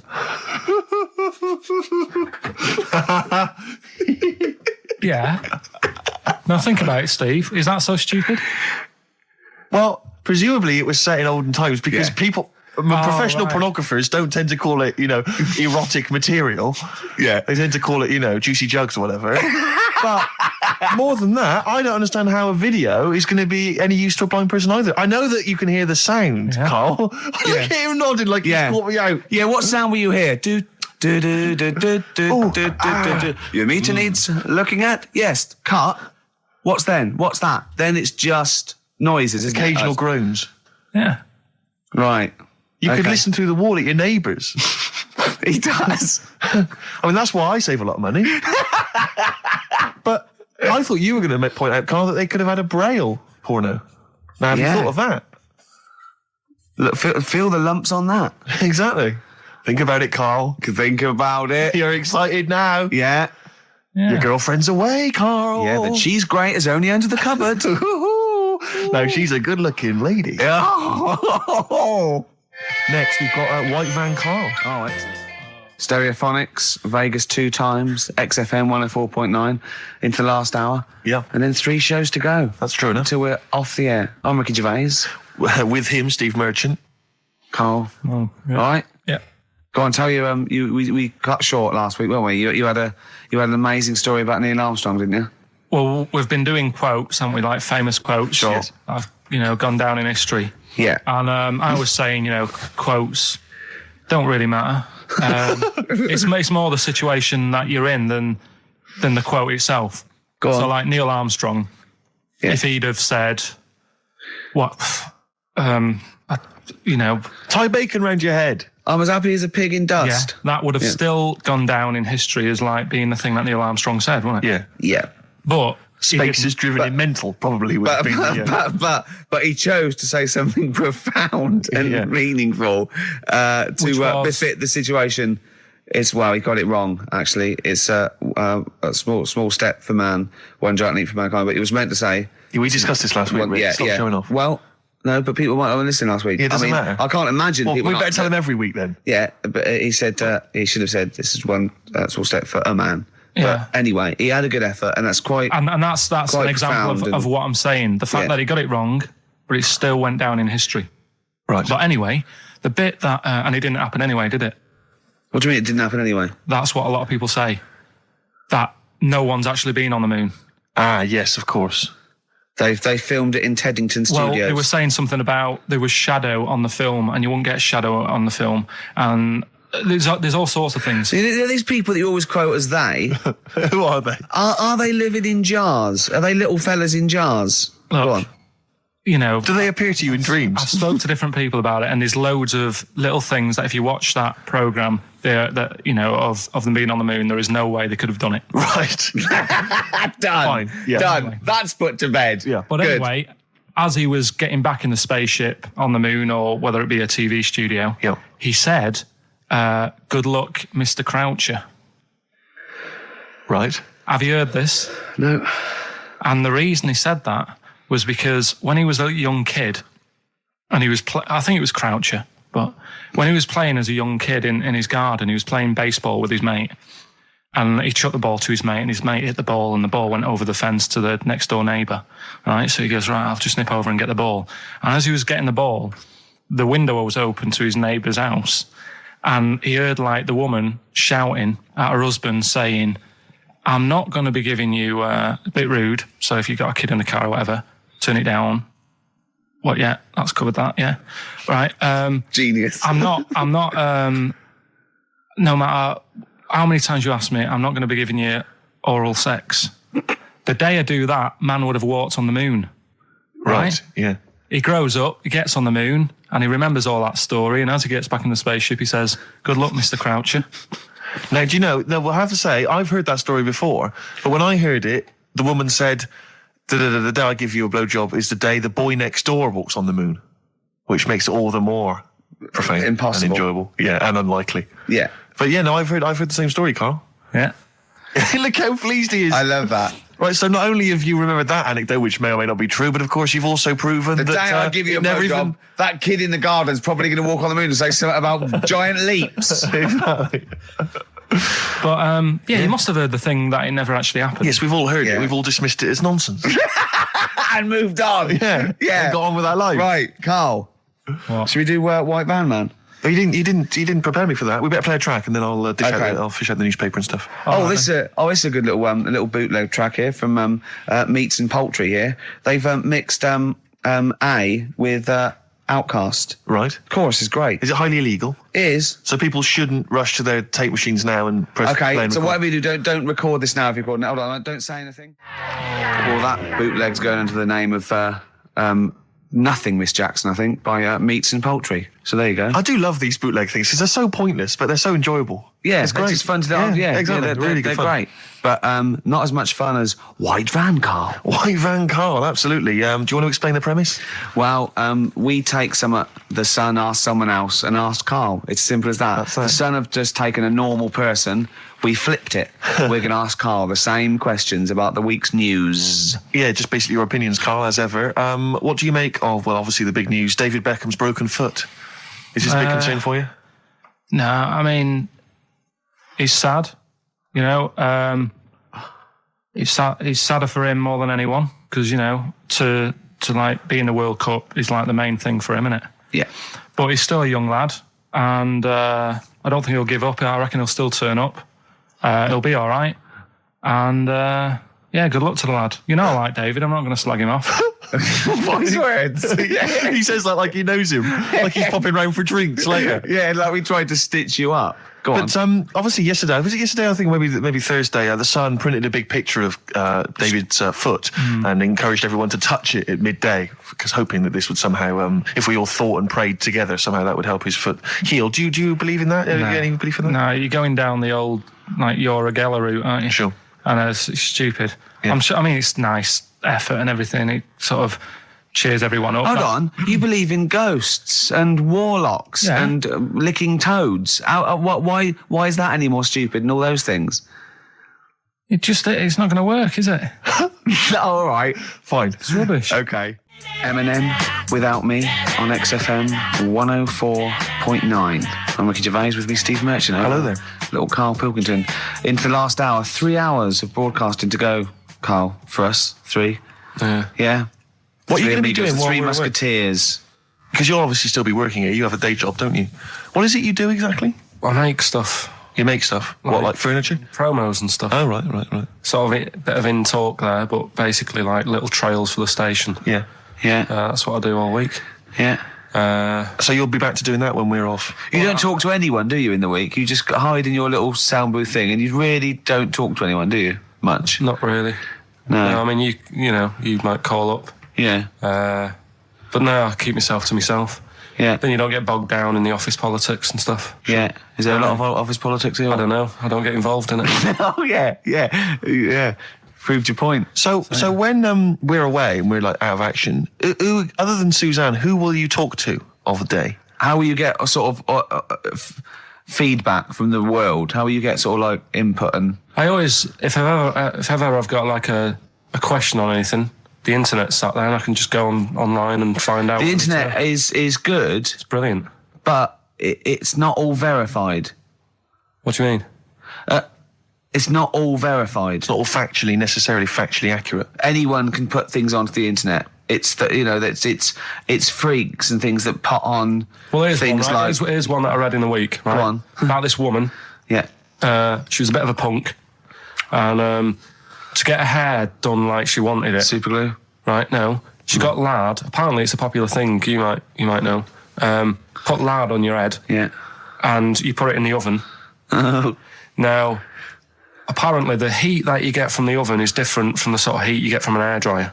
right? And she had to do that to get the style that she wanted. But anyway, she comes into money or whatever, treats herself to a microwave, right? It's not true. Opens the door, jams the things, you know, like the little catch, so the microwave works. She jams it with a screwdriver or a knife or something. Yeah. Puts the microwave on, sticks her head in, boils her brain. Don't be ridiculous. Right?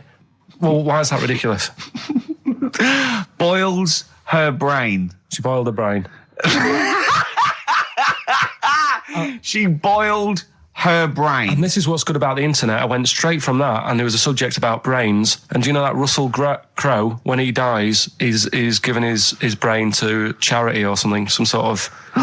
some people who can do stuff with it. She gave hers to Pot Noodle. Vesta. Yeah. Oh, That's boiling a the sort of stuff. skull. Yeah. It's not true. It's not true, Carl. It's the same as the woman who put her poodle in the microwave, isn't it? And all that. Just urban myths. They're urban myths. But again, where does it start? Someone made it up. Yeah. For a laugh. They're just too convenient urban myths. Everyone's you can tell an urban myth's not true because it's always this happened to a mate of mine, and when you say what happened then, they go, don't know, that was it. Was it? Was that it? Was it? Someone boiled a brain and that was it. There was no more story. Well, Were there any dates, locations, times? I think it was in Belgium. There's that one that a bloke, right, was going to get a phone call at 4 o'clock to find out if his business was, okay, right? And if he didn't get the phone call, he knew he was broke, destitute. So dead on 4 o'clock, the phone didn't ring, so he went up to the roof, his office, and he jumped off to commit suicide. And as he was passing his window, the phone was ringing. Oh, no. Carl, it didn't happen. Didn't happen. Think it through. Who told that story? Who told that story?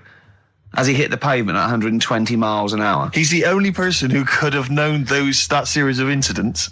Also, why didn't he wait? Dead. As his life's at stake, why didn't he wait till 5 past? I'm going to give it 5 minutes just in case. In case the lines are busy. Yeah. And what sort of bloke goes out? I'll call you at 4. Okay, if your business. Well, call me anyway. No. If I don't call exactly 4, then you commit suicide. Commit suicide. I would, because if I don't call at 4, that's the end of it. Well, call me anyway. No, that's not the way I work. Why can't he just call me and tell me the other way? Well, I'm telling you how I do it. If you're bust, I don't call. Can't you just call to verify in case something goes wrong? What if it's engaged? It won't be engaged. Just commit suicide at 4, please. It didn't happen, Carl. The other one, right? A bloke, right? He's on a train station, and I'll tell you how I heard it.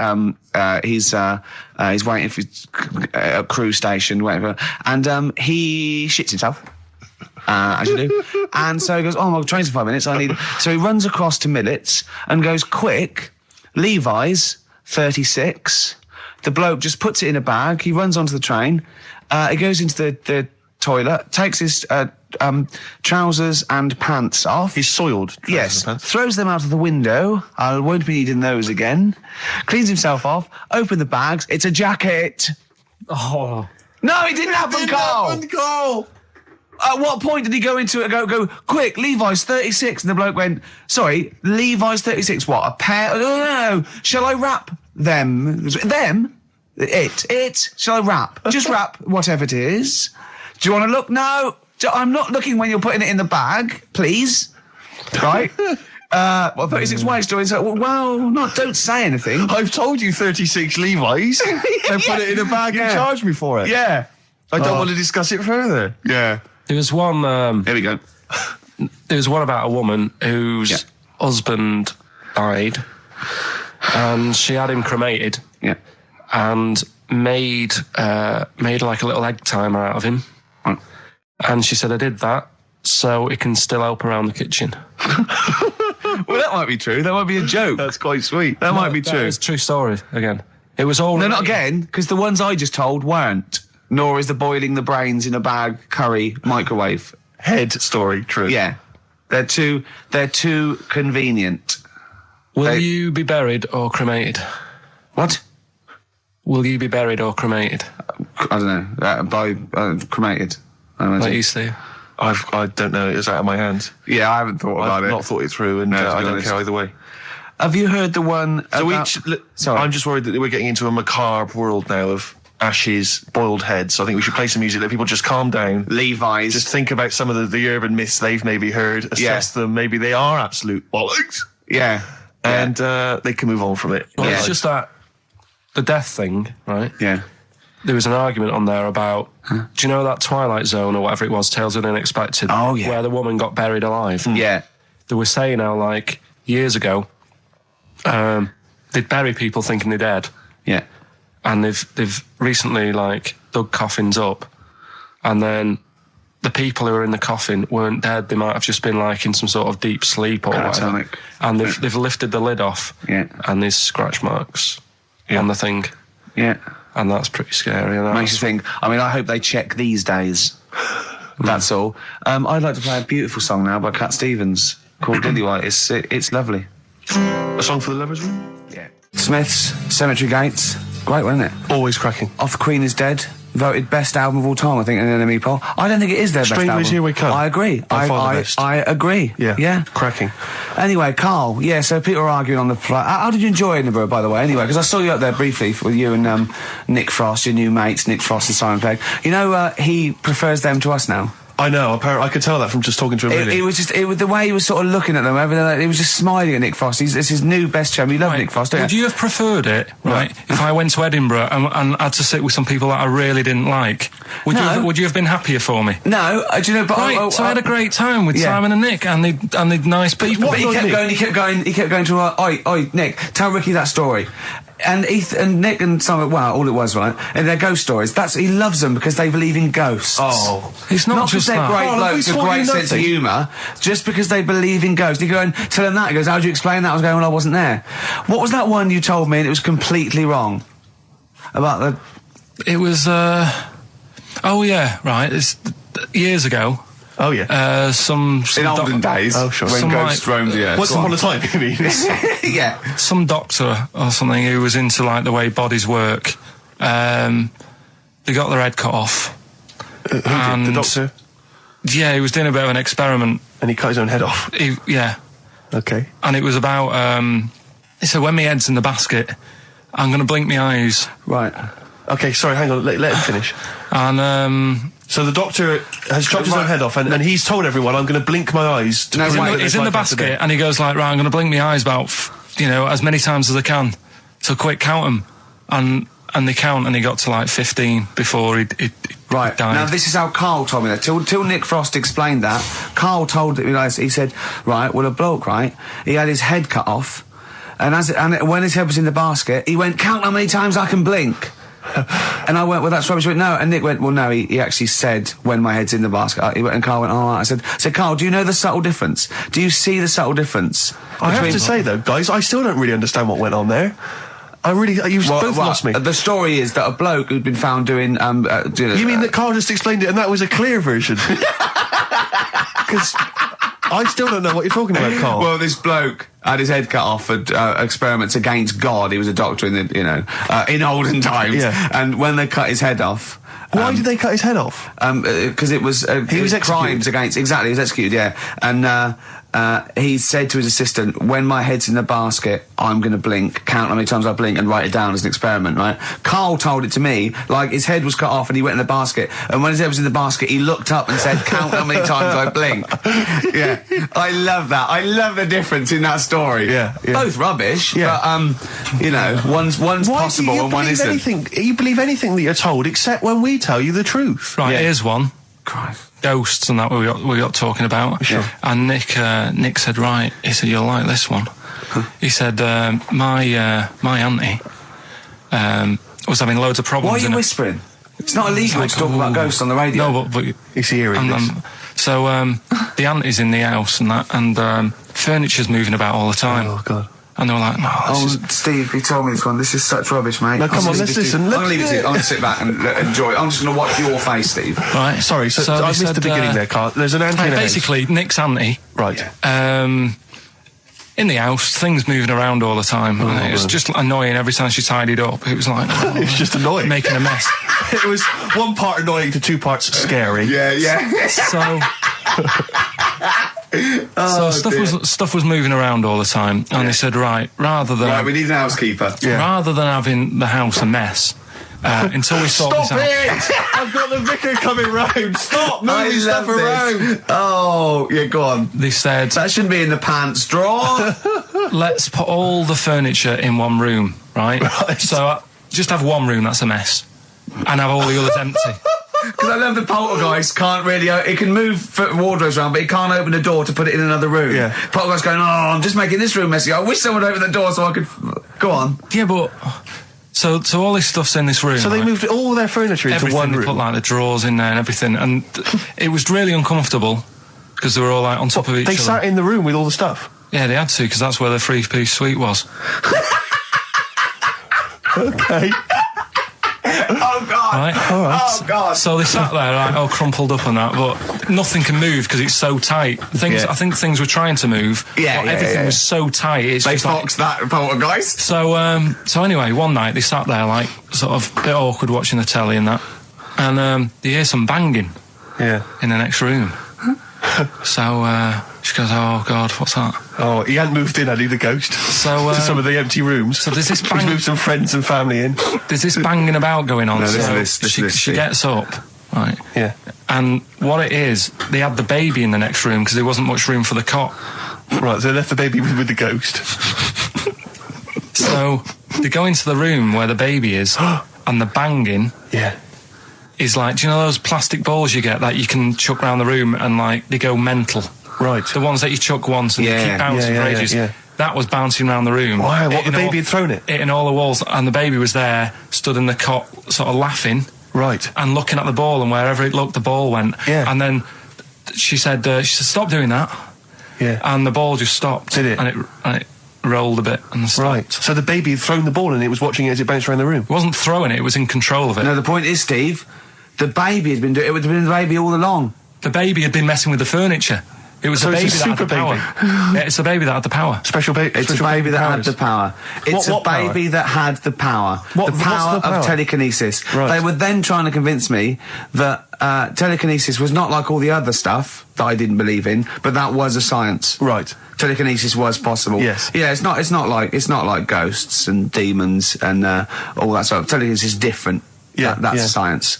But Nick's auntie saw it, and I love the fact that you're telling me that someone else's auntie saw it. So I should be satisfied with that. Yeah. I should be satisfied with that. I mean... No. So does she still live in one room with all her possessions? No, I think... The baby grew out of it, apparently. The baby grew out of it. So it doesn't use its telekinesis powers anymore? Well, no, it's like in Carrie, innit? She was upset for a bit and then she got over it. Okay, I'm just going to say one thing, Carl. That was a film. Do you want to play a record or...? Get free.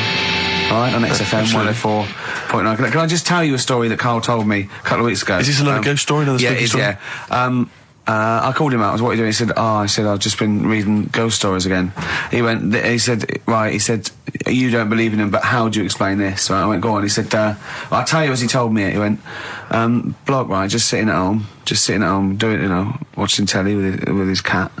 And, the phone rings and it's a bloke going, is that fire, in your oven okay now? 'Cause your wife called. And Carl went, well, 1, there was no fire in the oven. 2, he wasn't married. I went, right. Go on. He went, well. Then, right, there was a knock at the door and there was 2 sort of people in sort of white coats and they came and said, we've come about that fire. Your wife called us.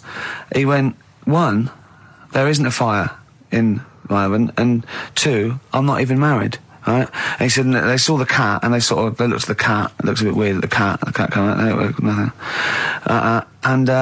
He said, and then he went back, sat down, phone rings, and they said, did they sort out the fire in the oven that your wife told us about? Oh. He went, 1, there is no fire in my oven. 2, I haven't got a wife. And Carl went, what do you think of that? I went, that's not it. He went, yeah. I went, that's the end of the story. What? He went, well, how'd you explain that? I went, explain what? I thought he was going to say, a year later we got married, but she died in an oven fire. Right? I thought it was going to be... And I went, that's people winding him up. Yeah, or someone did report a fire oven, and their name was Johnson, and they looked up Johnson, they got the wrong thing, it was the gas board, and they sent around to the wrong person, right? You know, he went, yeah, I said, I explained it to him, he went, yeah, why did they look at the cat funny?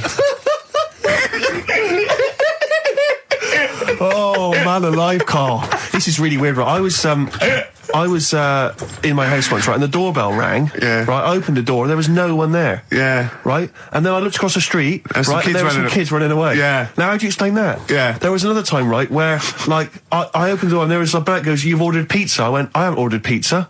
And I heard my mate upstairs giggling and putting the phone down. Yeah. How do you explain that? Carl, seriously, why did you tell me that story? What did you think it was weird about that? The fact that it was 3 different people. Is this all the information? Is that the entire story? It was 3 different people. Did you fall asleep and not read the end? A fire that didn't happen, about a wife that didn't exist, and a cat that didn't look happy.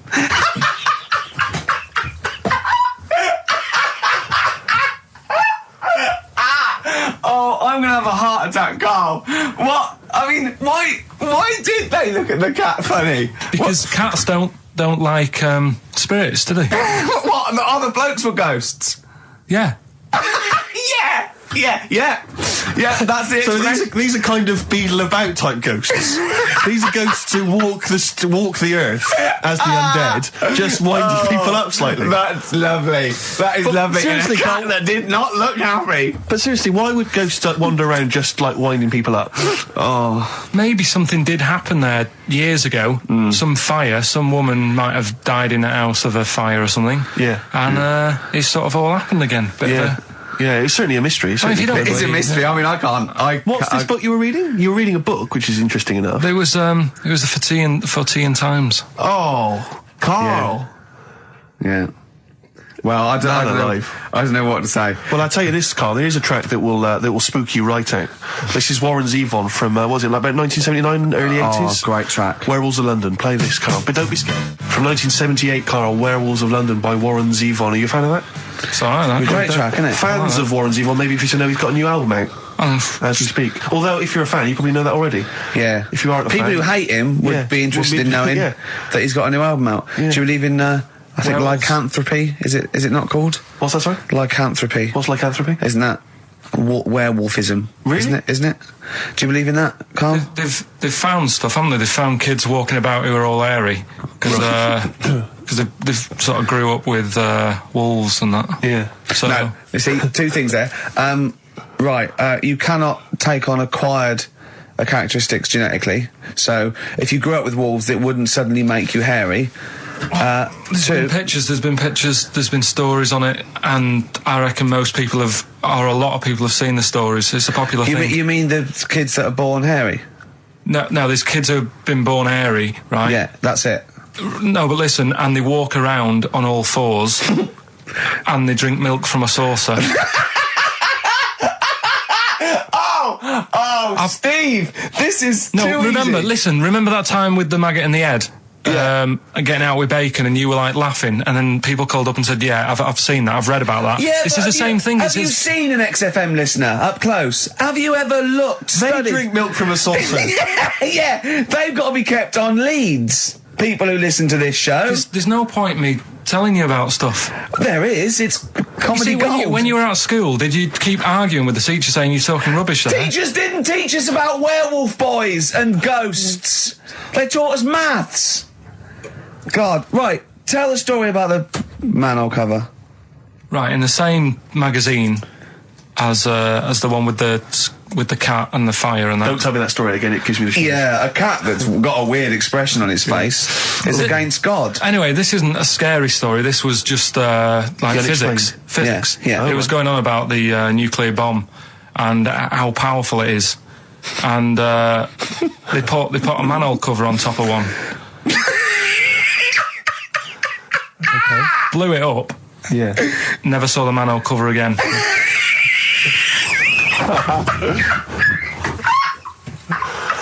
Man alive, Carl.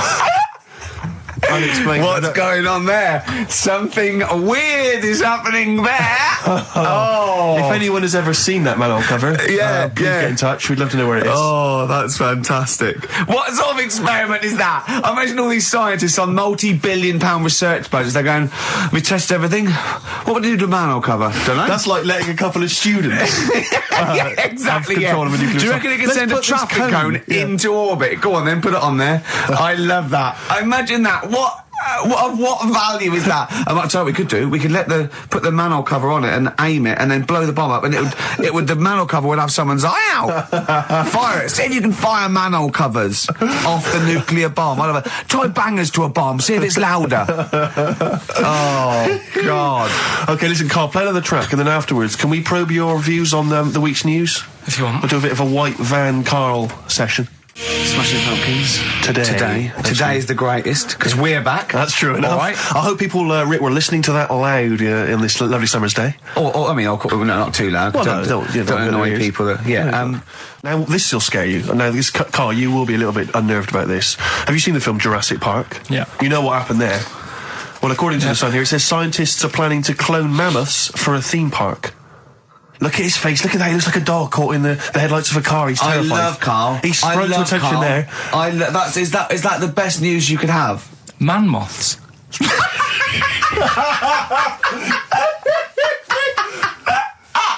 Right. Yeah, man moths. I love the fact that that's why he was so excited that they bred a man moth.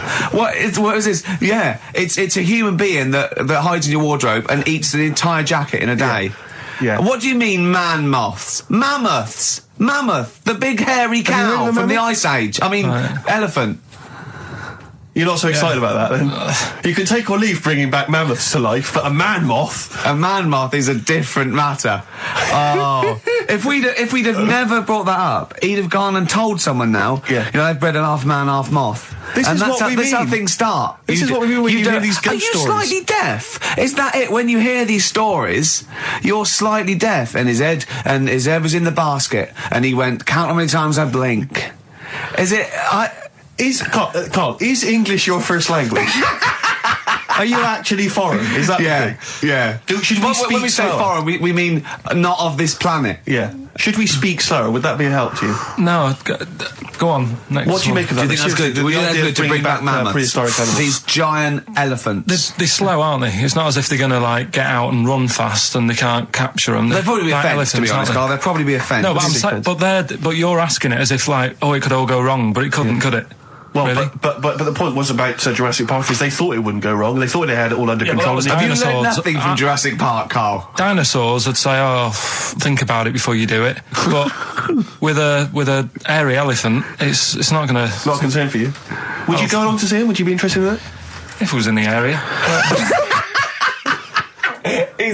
He's great, isn't he? I'd love a queue, Nothing right? impresses No, him. but what I'd like to do is Carl sitting like Yoda in a little cave, and I'd just like to see people like Tony Blair and, Stephen Hawking's in a queue, and they go and say, Carl, got a bit of a problem. And thinking of cloning a man and a moth. Problem? Not an issue. No, if I'm in the area, I might cruise around and have a look at it. Otherwise, just don't send it near my clothes. Oh, that's fantastic. So it's just for a second.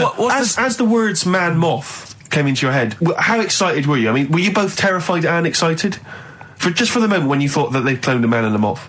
I pictured... what kind of face did he have? Did he have the moth's head, or was it a man's head? Just a little man head. Right, what was his face? What did it look like? He just was like a bit shocked. Perplexed, yeah.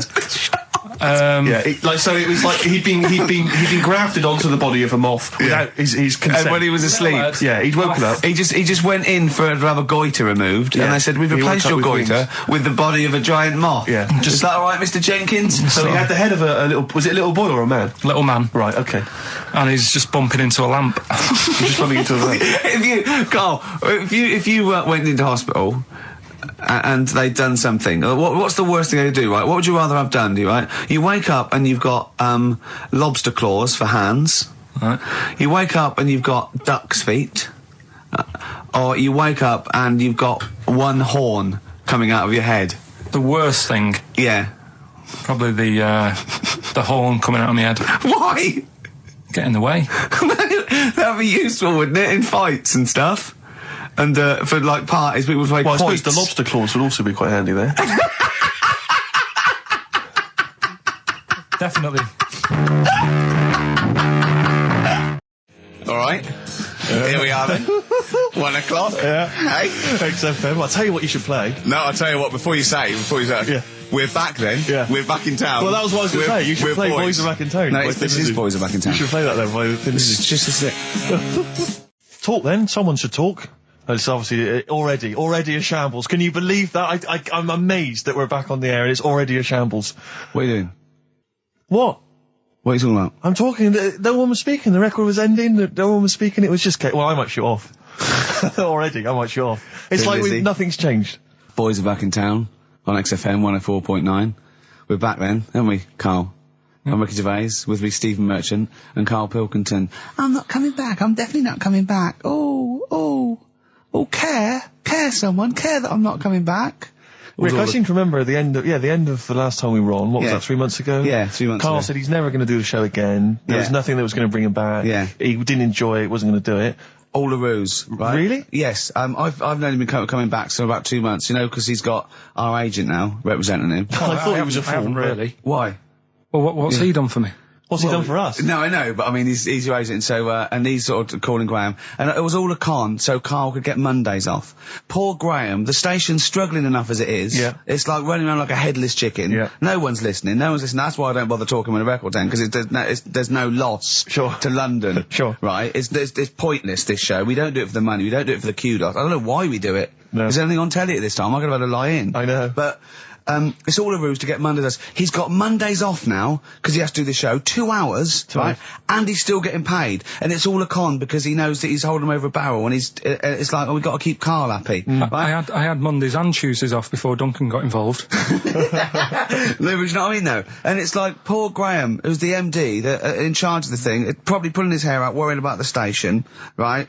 It's a sinking ship. And then Karl Pilkington, well, I'll do it, but I want Mondays off. He's probably sitting home now. His family, he's probably ridiculed by his wife. His kids almost certainly would have lost all respect for him. He's been fooled by Karl Pilkington. He calls his mates and goes, I'm busy, Graham. I don't, I just can't think. It's embarrassing. But do you know what I mean? And you think it's funny, and you think you've got one over him. He's going, Mondays off for 2 hours. Yeah, you do. You think it was, and now you're embarrassed. We've said it on air. But you're only conning yourself in the long run. Because, do you know what I mean? I hate that sort of, the world owes me a living, what can I get out of the world? What are you going to give back to the world, Carl? What are you doing now then? Are you going to prepare Mondays? What have you prepared for this show now? You've had 3 months to prepare. Yeah. What have you got? What have you got for us? Okay, what's happened in the last 3 months? What? In this place or just my life? Well, what have you got for us? 3 months, we're turning about, you get Mondays off, you're getting paid for it, you've got a cushy deal, you're having a laugh, you're taking the piss out of the management, right? So, what have you got for us? Give it to us. I've kind of, updated Rockbusters a bit. Right, brilliant. Yeah. Right, so, and you said don't mess with it. If something's good, don't mess with it. What do you mean it wasn't good?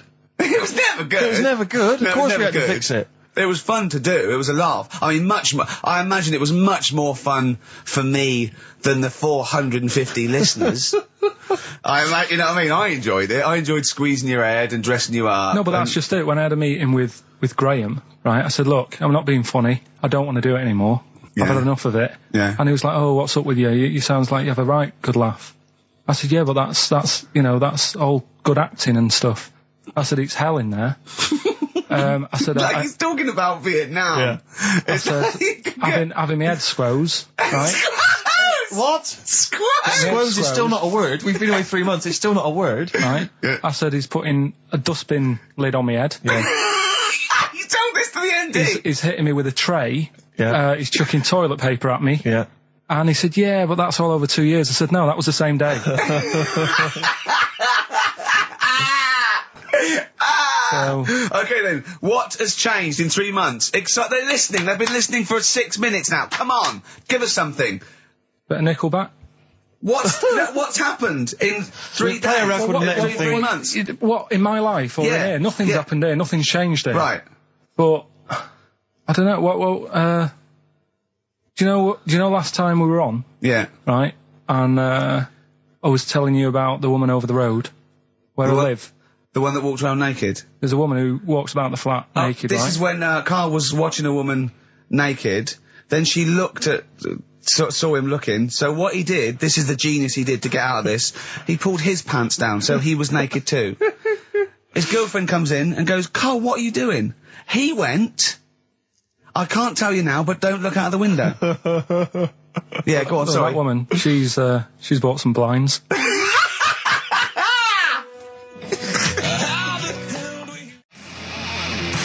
Yeah, darkness. I believe in a thing called love on XFM 104.9. I'm Ricky Gervais. You're Steve Merchant. Sure. That's little Karl Pilkington over there. Where is he? There he is. There he is, yeah. All right. Yeah. Hey. Back together again. The old gang. Yeah, it started last week. Yeah, I think triumphant return. I think it went well last week, didn't it, Carl? Good show, wasn't it? You loved it, didn't you, Carl? Brilliant, right? Yeah? Yeah. Now, you weren't speaking to Suzanne last week at this time because you said she had a haircut, probably quite an expensive haircut. She's a lady in media. She's got to look good. She probably doesn't go to the barber like you or just shave it at home. Probably spent quite a little bit of money on it. She came home. She thought, well, my sweetheart, my lover, my sweetheart, you know what I mean? The man in my life is gonna love this. Well, he adores everything about me. He's gonna love my hair. She walked in. Hello, Carl. All right. You look like Dave Hill from Slade. Is what you said to the poor woman. And then talked about it on air. She was furious about that. So what did you do? Carl? She did listen, yeah. She wasn't happy. And she heard you slagging her hair off? Yeah. She, well, what so this is probably annoying her now. Well, no, it doesn't matter. We can do a lot today because she's at work. So, and of course, no one's going to tell her. Let's have a chat about a fat arse, shall we? Hold on. Oh dear. You are in so much trouble. That's... Look, he's realised he is a little bit worried. Oh, didn't you go and buy her a coat or something? Took her out on Sunday and treated her to a new coat and that. Yeah. But I offered, I said as well, I said I'd pay to have it done again. Oh no! Carl, you have... Oh God! Oh my... Christ. So she listened to the show. What did she say? You got home, she'd heard you slagging her hair off. Imagine that. He thinks that's a good thing. We've won the polls. Brilliant. What are we doing? Well, you can have facial surgery now, love. It's sort of like... It's just... Christ. You offered to have it done again. Unbelievable. Yeah. But I got home and she's like all being moody with me, right? Yeah. You thought something's wrong, so you must have listened to the show when I was slagging off her hair. Well, his first thought was she's probably looked at herself in the mirror. She agrees with me. Yeah, that barber's been round again. Yeah. And she just said, oh, that wasn't very nice of you, was it? Oh. So I just said, hang on a minute. I said, that's what we do on the show. When I'm slagging off, Chinese people looking old or whatever, I said, you never interfere. Sure. I love the fact... She's got to get her priorities right. I love the fact that she's in the same queue as a billion people you've never met. Yeah. That's fantastic. She's in the same queue. Well, you didn't complain when I was slagging off. Carl, I don't think Carl has ever admitted he might be in the wrong. Ever. Certainly not to your eye. So did you admit... That is so true. Isn't it? That is so true. He's never admitted that he might be in the wrong. So did you, in this instance, agree that maybe you'd overstepped the mark? No, I just said she took it badly. Do you know what I mean? It's only a haircut. Yeah. Yeah. Well, Steve, you haven't seen it, so you can't start interfering on this one. No, okay. No, I haven't seen it, but I very much doubt she looks like Dave Hill from Slade, who, if I'm unless I'm mistaken, used to cut his hair with garden shears blindfolded. Well. So, you know what I mean? And did her teeth stick out when she started speaking with a Brummie accent as well? I've got used to it now anyway. So. And so did you bought... So at some point you came crawling back and you said, do you want me to buy you a coat? I just said, let's leave that. Let's go out and have a good weekend. Sure. But get your hat before we go. And,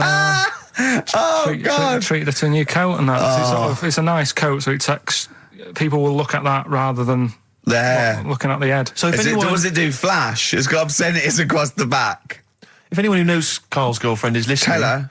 And maybe you're a work colleague and you're listening to the show. Because I think this is terrible. Get her to phone him now. Get her to phone him now. I mean, forget her to phone on the XFM number. What's the fat ass complaint line? Because you are in deep shite. That's Michael Stipe and his boys from Rapid Eye Movement. Bad day. I hope you're not having a bad day. It's Saturday, it's 1:05. I'm Ricky Gervais, with me Steve Merchant and Karl Pilkington on XFM 104.9. Big up and a big thank you to Alex Zane for the last 3 hours. I could do How long it. could you keep going with That's that? it. That's it? That is it. Because you see, Alex Zane, we came in while he was doing his last link, and he's an absolute pro. He really is. I was watching him, and he was, at home, you probably think that he's giving you his full attention. He's not. He was looking through a listings magazine, probably figuring out what movie or theatre piece he's going to check out, with a lady later. Yeah. Probably going to cruise down there with a couple of, chicks. And he really is an absolute pro. Yeah. Looking at you, Ricky, and it's like you can sustain it for a while. Yeah. You're a talented performer, but it's sort of, I don't know what it is. Is it concentration with you? It just ebbs away almost instantly. And you try and do 2 things, 3 things at once, but normally on air, that's you eating, picking fluff out of your belly button. I never once, when we were on the set, we're filming The Office, and I'm trying to put off actors, just coming up ways, instead of remember lines, coming up ways to sort of ruin the shot or make them laugh. And you came out and went, Rick, it's like having your own TV show isn't interesting enough for you. Yeah. Just concentrate, it's lunch in an hour. I went, all right. Well, the radio show even less so. I mean, you really can't be bored. How long do you think your interest you sustain your interest? I came in too early because I got bored just before we came on air. Sure, okay. I came in too early. I got to stop getting the cabs quite early. Yeah, so you're bored now. I think I've got to get about 5 to 1, and then I think that'll last me till about 1:30. Again, as he was saying that, he's not giving you his attention. He was kind of leaning back. He's put his feet up now on the desk. I've got to be comfortable, haven't I? And this CD rack's in the way. Sure. Well, you get yourself comfortable now. Get yourself settled. And then sort of... Because a lot of people will move the... There's the microphone moving now. That's the squeaking going on. You've broken the CD rack. You could actually, of course, you could move the CD rack by getting up and moving it. No, that's too much effort. You've got to try and do that whilst angled on the seat. I'm nearly laying down. It's almost horizontal. It's the most you can get. Well, I'll tell you what. I don't know what those listeners are thinking of what Steve Merchant say, but don't believe a word. All right? Oh, nice. Classy. Yeah. 5 minutes past 1 o'clock on XFM 104.9. Look at Gervais, Steve Merchant, Karl Pilkington. A retro cut there, Thin Lizzy. Don't believe a word on XFM 104.9. I'm Ricky Gervais, with me Steve Merchant. Bubba-doo-boo. Who's that over there? It's Carly Pilk Boys. You all right, Carl? Oh, that's clever. How you doing? Yeah, I'm all right, yeah. Yeah. Wallace Chambers, Kings of Leon on XFM 104.9. I'm Ricky Gervais, with me Steve Merchant and Karl Pilkington. And England are world champions again then, so... Oh, it's brilliant. It was amazing, wasn't it? See, I'm not a rugby man at all. I never watched rugby. I think the last time, was when we won about 12 years ago, whenever it was. And I got into it last week because I realised we were doing so well. I'll watch England win anything. Yeah. Do you know what I mean? I don't care what... In fact, I wasn't into war when I was little until I realised we were so bloody good at it. We are really good at it. It's brilliant. But, yeah, fantastic. Yeah, it was great. Right, that's the rugby thing over. What next? That's it. That's all I've got. That's all I had today. It does steam me... Sometimes I watch it and it does remind me of when I play rugby, because one of them will boot it down the field, and then someone will catch it and boot it straight back again. Yeah. Which is essentially how we play rugby. I was made to play rugby. We had to play rugby. And I don't think I'd get rid of the ball so quickly. Yeah. I don't think I ever got tackled or fell over. Yeah. I think I touched the ball about 20 times in the 2 years it was compulsory. Yeah. I was terrified. Yeah, absolutely. And that's same as cricket. I can't... I'm a terrible batsman. I'm all right at bowling, but it seemed like the pastime for people I went to school was to injure you. Yes. It was funny to see someone poleaxe. It was funny to see someone get a cricket ball in the head. Absolutely, yeah. You know, I never relaxed into rugby because the first day I was going to play it, my mum, I swear to God, my mother said, "You're playing rugby today. You got the kit and everything. Enjoy it. Be careful." There was a kid at my school who broke his neck. And thanks very much for that. See you later. So I just went to school absolutely one thing, broken neck, is that or you get better in a couple of days? You can find your wheelchair. No. Enjoy the game, though. Yeah, no, it was absolutely I was just petrified from that day. See, at least American football, got helmets. The helmets. Yeah, but anyway, no injuries, thank God. Thank goodness. So, well, I tried to play rugby, but it's awkward when you've got glasses. I don't know, there's something about you didn't really play with glasses on? Yeah, of course. Well, I couldn't see anything, could I? I couldn't see anything. How else was I going to play? Oh my God! And so you're bound to be cautious, because inevitably you're a bit more cautious when you've got glass next to your face. You were the tallest person on the pitch as well. Yeah. I mean, you were when you were about 14, you were probably 6 foot already, weren't you? Yeah. And everyone else was what, 5'2"? Yeah. So you were towering above them, and with glasses on. Just with the glasses on. And you've got pretty cool glasses now. You've had a bit of a makeover. It's like Trinity and Suzanne said. First thing to go, the glasses. Sure, sort them out. Yeah, and presumably you used to have those National Health sort of bottles. Pretty much. Yeah. Is it true you've never been able to mosh? I tried to mosh. Because I've always watched people stage dive in, moshing at concerts. I've always thought that looks like brilliant. You know, when they ride above like a everyone's wave, heads, like they're surfing across someone's heads. amazing. Everyone's like, yeah. And I've always wanted to do that because I'm a big rock music fan. And the only time I did mosh was at Rage Against the Machine. I tried to mosh at Rage Against the Machine. I love the idea of a band called Rage Against the Machine. Aimed at a man with glasses who won't mosh. Well, it was at the Reading Festival, and I think the lead singer, I forget his name, he went, can I just remind everyone that racism and fascism are on the rise in Europe again. Let's not let it happen. What did you do? And we all cheered, obviously. I mean, if there's one thing that guarantees a cheer at Reading Festival, it's down with fascism. And what did they do about it after the concert? Pretty much went back and... went home and had a cup of tea? Probably, I don't know what they got up to. They didn't go to Europe then and try and start... I don't think they got involved politically in Europe. I think they just continued to rage. Against the Machine? Yeah, but largely in America, I think. Sure. I tried to mosh, and I got moshing, and glasses flew off. And I remember, because we were playing away, you know, you do what you tell me. And I was just going, careful! I've dropped my glasses. Can we be careful? Loads of kids in hooded tops. Yeah, exactly. Just going mental. Yeah, and they're all jumping up. So can we just calm down for a second? Let's not be silly. Yeah. It was absurd. And I had to kind of, scrabble around on the floor, and thankfully they were okay and they didn't get broken. So what couldn't you do then? What do you mean, what couldn't I do? What, at school? Can you not see without glasses? No. I mean, it's like that you couldn't do anything. It's a blur. Really? It's a blur, definitely. God. Yeah, it's like being kind of punch drunk or whatever. So yeah, you can't play sports when when you've got glasses. But why not contact lenses? Because they're not strong enough. No, they seemed a bit fiddly. Oh, brilliant. Bit of Lou Reed. Is that what you want? Yeah, Satellite of Love. Classic. A retro cut. Don't steal our son. Please, lads. Thrills. On XFM 104.9, I'm Ricky Gervais. With me, Steve Merchant and Karl Pilkington. Yeah. Little Carly Pilkington, little baldy mank, whinging little twat. How are you? Yeah, all right, yeah. What are you doing? Happy? Feeling a bit happier today? You look as full of spunk, as they say in America. Yeah, I'm all right. Just a bit of a miserable day, though, isn't it? Yeah. A bit miserable. Yeah. Walking in today, right? Do you know I walked through like the sort of the gay district of London and that? Right. You don't walk, you mince, don't you? Well, just walking through on the way to work, and I'm always interested in their little shops and stuff that they have, right? Loads of their little shops. There's no to be ashamed of. If you want to go in and buy something, go in and buy something. I'm just having a look at, looking in the windows and stuff. Little postcard just near the entrance. Yeah. That's meant to tease people in, to make people go, that sounds good, I'll nip in. Right? Little postcard. Free butt plugs with every sale. That's great. How did we get from 5p off milk to free butt plugs with every sale? Wow. What's society come to? Well, it's because we're liberated, Rick. Yeah. It's an open society. What did you buy to get them? You didn't buy... No, I didn't. But what's the purpose? What, of the poster or of butt plugs? Butt plugs. Because I really honestly You don't... shove them up your arse, don't you? Whoa, slow down, bum. Shove them up your bum. Yeah.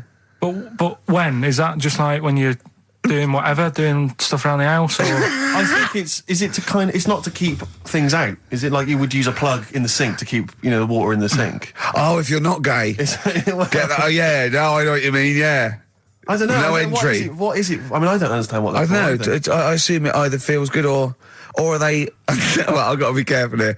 Or are they sort of like breaking it in? Right, yeah. Do you know what I mean? Like it's like a shoehorn. Sure. or It's like when you stick paper in your shoes if they're a bit tight.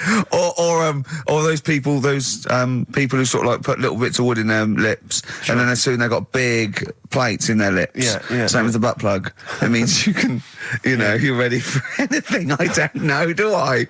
And look at Carl's face.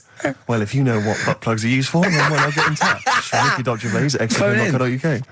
What do you think? If there's any... I can't believe we're already on this subject. I know. It's 1:05 and we're I was going to say then, if there's any people who use butt plugs, and I was thinking that Carl would have said, well, they're not up yet. Yeah. Because they go out late. No, but what? We're award-winning people. We've written a TV Not on show. radio, though. Not on radio. We're rubbish on radio. I know, but We've got nothing to lose. But I always say to you, Steve, that I like educating people and that. Now, the way I see it is I didn't know what they were. Let's phone to go. Someone might know about butt plugs. All right, we'll get. No, get them on. Get them on. Ask them. No, because they might say something dodgy. Oh. Yeah, whereas, what have we just been doing? Just take a chance. Take a chance and tell them not to swear. Well, you tell them. Okay. Right, Steve, I haven't got my headphones on. Hello, who's that? Can't hear, hold on. Who, sorry? Nicholas. Nicholas, hello, mate. You're not going to swear, are you? No, I'm not going to Keep it clean. Yeah. Keep them keen. What were you calling about? I'm phoning about your plugs. About, not my plugs, but sure, plugs in general. What, do you know much about them? No, Are you a plug user yourself? No, I'm just thinking if maybe you've got some gay friends and you're spending the night at their place, you might want to use one. Right. What, you mean experiment with them, or...? No, so you can make sure they're not going to do anything while you're asleep. Could I suggest, just lock the door? I mean, that is easier to me. Can I make a bigger suggestion? That's probably the most homophobic thing we've had said on the show today. Thanks very much for your call. Right, okay, good. Well, that's why we shouldn't put people on the fly. Just, without checking first. I think Carl's made a good point. That's the calibre of listener we've got. Jet, are you going to be my girl on XFM 104.9? I'm Ricky Gervais, with me Stephen Merchant. Over there, little roundy bald head of Karl Pilkington. Good news and bad news. Good news is, boys are back in town, we're here for 2 hours. Hello. Bad news is, we have no monkey news, gay fella news, or little Chinese fella news. Really? We're going to try and, leave that for a week, and then maybe come back to it. Yeah. Why do I get the feeling that within 20 minutes we'll be talking about little gay Chinese monkeys? Carl, think of that. We have got monkey news. Have we? Oh, yeah. So we've already broken that promise. Oh, okay. I thought we were going to try and sort of talk about something else. I've just done Jonathan Ross show, and they don't talk about the same things every week. It's weird. It is weird. But, or as Carl says, weird innit? Yeah. So, gave this show about 5 plugs. Nice one. Yeah. So, I think we'll get upward of 800 people listening. Oh, double. For the first 2 minutes. Yeah. And then turning back. They're already switching over. I'd have thought so, yeah. I spoke to my friend yesterday. He's a little bit of an old fella, and he said that for his own amusement, he had an iPod in his car, and he bought a little sort of transmitter, and he could transmit the music from his iPod to sort of just beam it, kind of as he was driving along, to sort of passing cars. What do you mean? Make weird. their radio play it? Well, but if they had it in the right frequency, yeah. I mean, pointless, completely pointless, but not dissimilar to this show, I imagine, in terms of the number of listeners. Yeah, but I was going to say, what's the chances of people having this frequency Absolutely on? Pointless. So it's probably about the same, yeah. Do you know what it reminds me of? When I was young, I wanted to get into radio. I was excited in radio. When I was sort of in my, I don't know, it was 11 or 12, my friend and I, we got a little mixing deck, and we used to host our own radio show. Brilliant. From his bedroom. We didn't have a transmitter, so we'd put some speakers in his front garden, in some bushes, and sort of broadcast it to people who were walking Again, by. probably over the week more listeners than this show. Almost certainly. I love the idea. It never happened, but I always was hoping that maybe some girls would just come by and just like sit and listen. These guys are great. I don't know where these sounds are coming from. It seems to be that bush, but or Noah Ledman's coming along going, who are these guys? Yeah. Can you get on my breakfast show? Can they stand in for me when I go on holiday? Yeah. Yeah. I did I did sort of pirate radio. No, go on. Got into hospital. yeah, the normal radio, but you had an eye patch on. Go on. Dad was in hospital, right? And he was having some operation done, right? And went to see him and didn't have that much to say to him, right? So I was sat there. Well, it's awkward though, isn't it, when someone's ill? Yeah. Sure. And you don't know. Boring, isn't it? Boring. So I was flicking around on that little radio thing they have. Yeah. And I heard they had a radio station in the hospital, so I said, I'm gonna go and join this. So I wandered off to go and find it. Yeah. Sort of joined that. Did a little show on there. Thought I can sort of get out to the masses here. My mate made a little transmitter.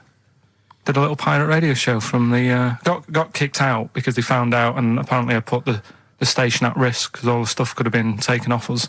But from Little Acorn, 16 years later, he's on a show with less listeners. Yes. Brilliant. Can you imagine if you've gone into hospital, you're already pretty depressed, there's the fear of these super bugs in the hospital. Yeah. Maybe you've got some quite serious illness, you know, you don't know if you're going to make it. His voice is what you hear to cheer you up. All right, weird, isn't it? I saw a programme about a parasite the other night. Yeah. Apparently, they get in through your eye and eat their way up through your genitals. Anyway, here's Radiohead. Yeah, exactly. Play a record, Carl. Stone Roses, yeah? Oh, Fool's Gold. Classic. Stone Roses, Fool's Gold. XFM, 104.9. Brilliant. Can't help but notice you've brought some sandwiches in, Rick. What's in them there? Cheese and onion. Cheese and onion? Yeah. Because I've never, ever seen you make sandwiches before. I've seen you take a piece of bread out of a loaf and sort of fold it in half. Crumbs everywhere. Well, Jane made that for me because I was in a bit of a hurry. I didn't think for a minute that you Why? Because it looks neat. Well, they're wrapped in the tin foil. A knife has been used. As opposed to chewing round the baguette. Exactly. Breaking it in half. Yeah. Albert Steptoe. Yeah, brilliant. Yeah. Nice. It's great, but the onions are strong. Are they? Making my eyes water. Yeah. If I go and breathe on you, it'll cure any sort of skin disease you might have. Skin disease. We watched that, Karl, you know, that Karl was raving about that thing about parasites, about worms coming out your brain and that. And I watched What is this? Is it a TV show? Yeah, called Body Snatchers. Right. And it was pretty fascinating. And, I mean, amazingly shot as well. I mean, it's got to win an award for photography. Yeah. And there was one bit that this little girl had been bitten by a mosquito and it laid her eggs, and it went to the doctor. She had a lump on her neck, like a boil. And they pulled it out, and it was like a bullet, this maggot. And they put it down, and it was wriggling in her blood, right? But the hole left was sort of aesthetically pleasing. You know, like that feeling you get, like, I once had an ingrown hair, and I quite liked it when I pulled it out. And it's a perfect little hole. And I thought, I wouldn't mind having those as long as they sort of like healed over. What are you talking about? I don't know, it's weird, isn't it? But why would you want a hole in your body? No, it's got pulling something out, sort of like pulling something out of your body. It's I sort don't of know what you're cleansing, talking isn't it? No, but it's sort of like, I don't know what This is it, you watch one programme recommended to you by Karl, you've turned into Karl. You want a hole in your body? No, it was like, you know, like squeezing a really good sort of like spot. I mean, I haven't squeezed spots for ages, and I'd never had spots, but maybe that's it. I didn't have spots. Right. And I always thought that'd be nice, squeezing a spot. I don't know what you're talking about. Why would these things be pleasurable? Why would an ingrowing hair? That's great fun. That was good, because I got it. It was like a little lump, and I pulled it, and then it pulled out, and it was like left a little. I know what you mean. Because I get thick hairs and like really. Oh, when they come out, it's like a bit of wax. Yeah. Like putting out a little candle. And I love that. What?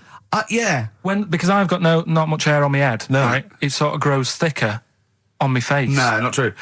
Sure, go on. Yeah. No, it does. Not true, baby. Go on. No evidence for that. Just made it up. So it grows sort of thicker on my neck and that, and now and again I'll see like something that's like a twig.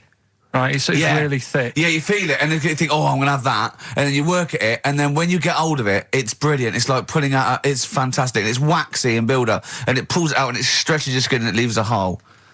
I've just realised why we talk about Chinese people, monkeys and gays every week. Right. Because this is the sort of replacement. This is what we've got if we're not talking about them. But it was great as well. And there's this parasite, right, that lives in a fish, right? And what it does, it changes the fish's behaviour. Because to breed, it has to get its body temperature up, so it has to get into a bird. Right? What needs to get into the bird? The fish? Parasite. To the parasite needs to get into a bird, yeah. right. So it changes the behaviour of the stickleback, and it makes the stickleback sort of suicidal. So the stickleback doesn't flee when it sees a heron, it gets caught. Right. Because this stickleback has changed its behaviour. Karl didn't quite understand this, I still don't really get it. I watched it, and you see like the fat fish and that, and you go, oh, it's not well. But I don't understand. Well, all it does is, it has to get into a bird, because it has to breed, to lay its eggs, it has to have a raise of body temperature. So the fish is cold-blooded, so it has to get into a bird which is warm-blooded. There's lots of things. There's certain things at that level. Why is it doing that? Because it needs the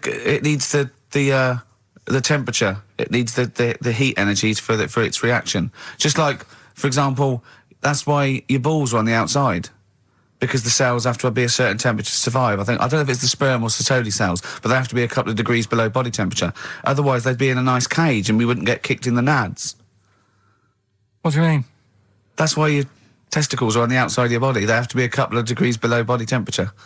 Yeah, but that isn't why they're there. You see, this is like the chat we had last week about the giraffe having a long neck. What do you mean? They're there because that's where they happen to be. They didn't go, right. But that's what evolution is. It's a selection process. It's not a will. The balls didn't say, look, I'm too hot, let's get us outside, let's get outside of here! All right, hang on a minute then. What? So a little man monkey, right? Theirs are in the same place as ours. Yeah. But they're walking around naked, so it could be anywhere. They could be, like, on the back. It doesn't matter where they are. They call it... Well, they could be on the back, yeah. So why aren't they? This is a completely different... Steve! You started it! I wash my hands of the whole affair. And we're not only back to balls, but we're back to monkey balls. Yes. In one thing from about parasites, we're back to monkey ball news. Yeah. And we're back to chimp testicle news. All right then. So this worms in a fish. Yeah. It's like a little platyhelminth. I think it's some sort of. But what I mean is, why are they about? What do you mean? They Why? evolved. But why haven't they died out? Because they're very successful. Yeah. What do you mean? Yeah. What do you mean? Yeah. Well, tell me the brain event that made you say yeah in that 1 second gap. Because in a way I don't get it, and if I think about it too much, it hurts a bit.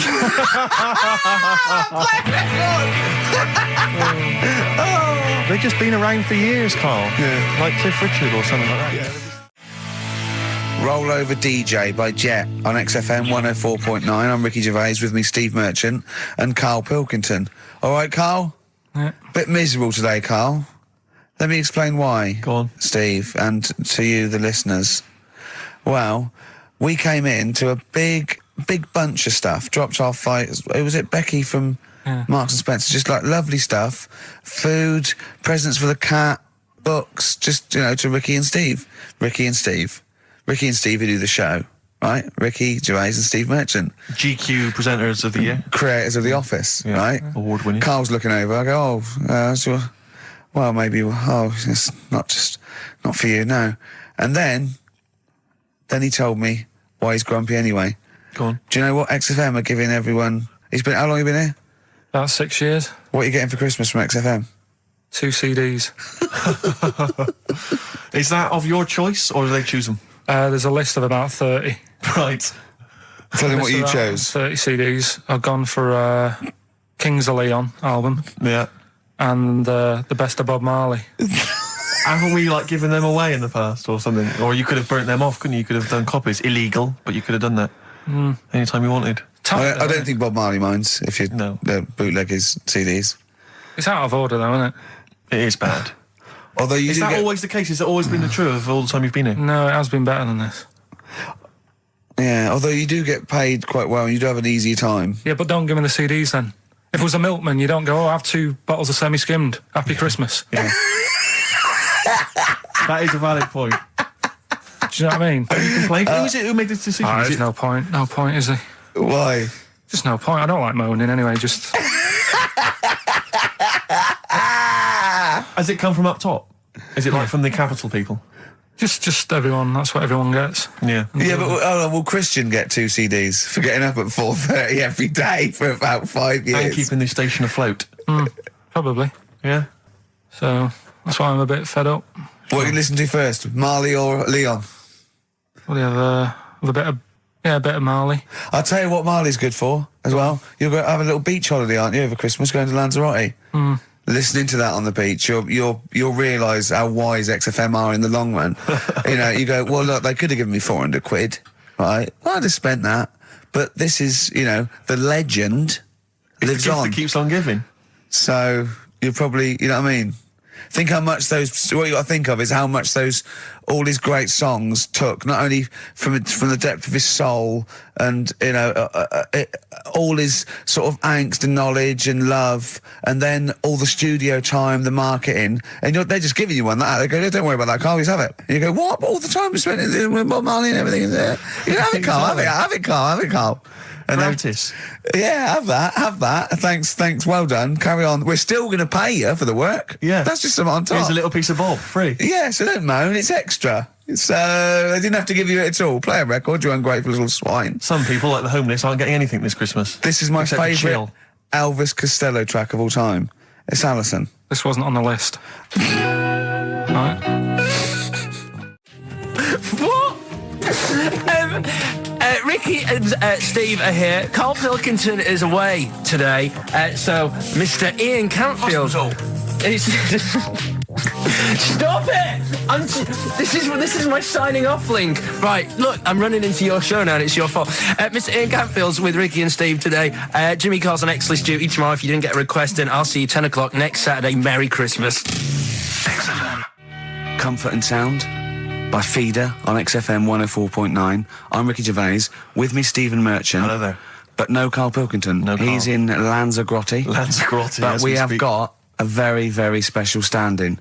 It's Camfield. Say hello. I'm so excited to be here. It's been, you know, the things I've learned in the last 10 minutes before we've even gone on air. Like, you don't have a theme tune. I don't have a theme tune. I don't wear headphones. Exactly. Ian wears headphones with a preamp. He's got 3 midgets just brought in his back line. Right?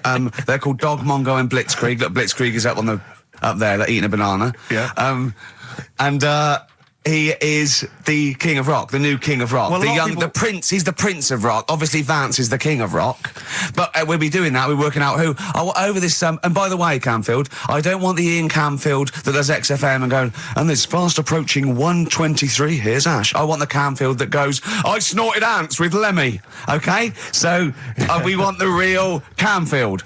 All right. I bought in Metal Christmas, is that all right? That's my only request from this show, that we do play Paul Di'Anno's version of Santa Claus is Coming to Town. The rest of it's over to you. Yeah, we're going to play some Christmas tunes. We're going to play some, our favourite hits of the year. But mainly, this is the rock programme. This is the rock programme. What worries me, Rick, is there's a lot of people who listen to our show and they're not regular XFM listeners. They just kind of crawl They're out not of their regular morphine people. stupid on a Saturday afternoon, put the show on. So they might not be familiar with Ian Camfield is a young man. He's been in he's about 14. He's been in radio. It's weird, he's 14, but he's been in radio for 15 and a half years. He was weaned on the milk of a Vance. Right? And he's going to be the new rock god, aren't you? Well, I'm trying. Yeah. No DJ Camfield. Just go, right? And over the 2 hours, I want to work out the 4 pillars of rock, right? I want 4 names, 4 pillars of rock, right? Huge rock pillars, and then I want the king who stands astride them like the archangel of metal. So we'll be asking Ian every few minutes. We're asking, right, who's your first pillar of rock, and then keeping the one that stands astride them. Okay. And how many do we need? Well, we need 5 names then, don't we? The 4 pillars of rock and who stands astride them. Right. Okay. Like the Overlord with these Axe Attack albums. Yeah. This is Oasis. Christmas. That was the record before us, and here we are, pre-recorded, because we did this a few weeks ago, because we're not here at the moment, are we? We're away in that. I'm Ricky Gervais, with me Stephen Merchant. Hello there. And Karl Pilkington. He's not actually with us. He'll be in some of the best of clips that will be coming up shortly. Yeah, this is just us, isn't it? This is just us. We did this, when did we do this, Rick? A couple of weeks back. Hold on, what is it? It's the 27th today. Yeah. I enjoyed Christmas. I loved Christmas. I loved Christmas. I had a great time. What did you get? Loads of presents. So did I. I'm glad they made it to number 1. Oh, I'm really glad. Stroke, he, she. Yeah. I'm really glad that the pop idols, Cliff Richard, Westlife, made it to number 1. Bo Selector. Yeah, just delete that. Okay, well, we're going to play some of the best of, some of the greatest moments of the last 3 weeks. Yeah. Ever heard on XFM 104.9. What about this? Do you remember this one? Oh, which one is it? I'm Ricky Gervais, with me Steve Merchant. Over there, Karl Pilkington. The man who believes anything. I think it might be a condition due to his little round head. Mm-hmm. It's sort of like, it might be a new condition that we can call cranial spherity, and because it presses on his lobes, and the only sort of upshot of that is he's normal everywhere, but he believes everything he reads or sees on Anna Nova. All right. Talking of which, Rick, I don't really follow the news. No. It's mainly boring, isn't it? Wars and stuff. Yeah. But I don't know. Well.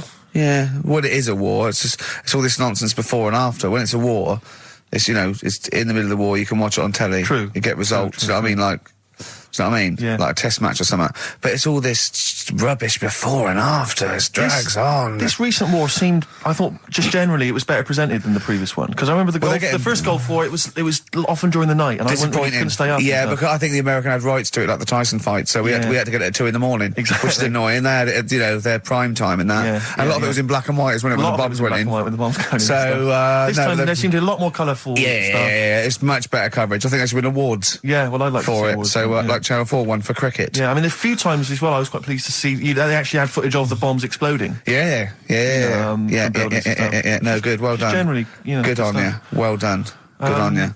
Yeah, it costs a lot though, doesn't it? It isn't a costly War's thing. a lot more. When you got something like, a Jimmy Carr game show, which probably costs about $100,000. Yeah. Like half an hour war costs millions. It's almost as expensive as like Terminator 3 or something. Yeah. But I mean, But then, you got to have variety. Exactly. Sorry, Steve, you were talking, mate. Well, no, I just wanted to make sure you were aware that the World Elephant Polo Championships have taken place. I did get it. I think they mentioned it on. Yeah, we won, didn't we? England won. Yeah. Well, my question is, where have they been practicing? I don't know. Do you remember ever at school anyone ever saying to you, "Are you interested in playing polo with elephants?" Do you reckon it was 5 blokes in pith helmets kept sneaking into a whipsnade? Possibly. What are you doing, lads? We're practicing. Get down. Yeah. Get off them elephants. Yeah. I didn't even know we had a team. I can't believe it. No, but it's like Johnny Wilkinson and the rugby lads. They're going to get MBEs, all sorts. The elephant polo boys, nothing. They're going to get nothing. I haven't seen the sun talking like them. To be fair, it's not like horse polo where I don't think there's a stick long enough. I think the elephants kick it, don't they? I think you might be right. I think they're not allowed to use their tusks. They'd burst it, won't they? I think they go, start again. Raheem! Yeah. What do you mean the elephants kick it? All right, I've opened a can of worms here. Normal polo on a horse, they have like yeah, they whack them, right? But I think it's obviously they're too high up. I think I might be wrong, but I'm pretty sure they just train the elephant to kick it. So why are people something about? Why not just let them have a kick about without? And why does horse racing have to have a jockey? Well, they just let the horses go, okay, lads, on you, no cheating, on your marks, get set, go. Get back here. Brilliant. Okay. Play record. Right, Adams? Yeah. Yeah, this is absolutely fantastic.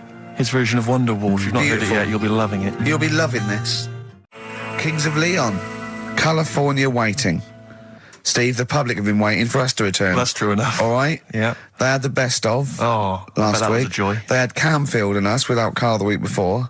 But it's been a while since we've all been together. I'm Ricky Gervais, with me is Steve Merchant, and over there, with his little sunburnedy, baldy head, little Karl Pilkington. All right? Yeah. That wasn't Steve slapping me head then, by the way. No, that was just him clapping at, like, Steve Wright in the afternoon. It's a great show. Because it is a good show. Yeah. He's so pleased that we're a posse. Yeah. And we're all back together. 3 holidays Carl's had last year. Yeah. I'd love to have 3 holidays. You've got to start putting the work in there. I had 2 holidays though. No, you had 3 holidays. You went away with Suzanne and her parents. Yeah, well, that doesn't count. It does count. If you book 2 weeks off the firm, you go away and you go, how was your holiday? Go, well, it didn't really count. It wasn't a really good holiday. Can I have them days back, please?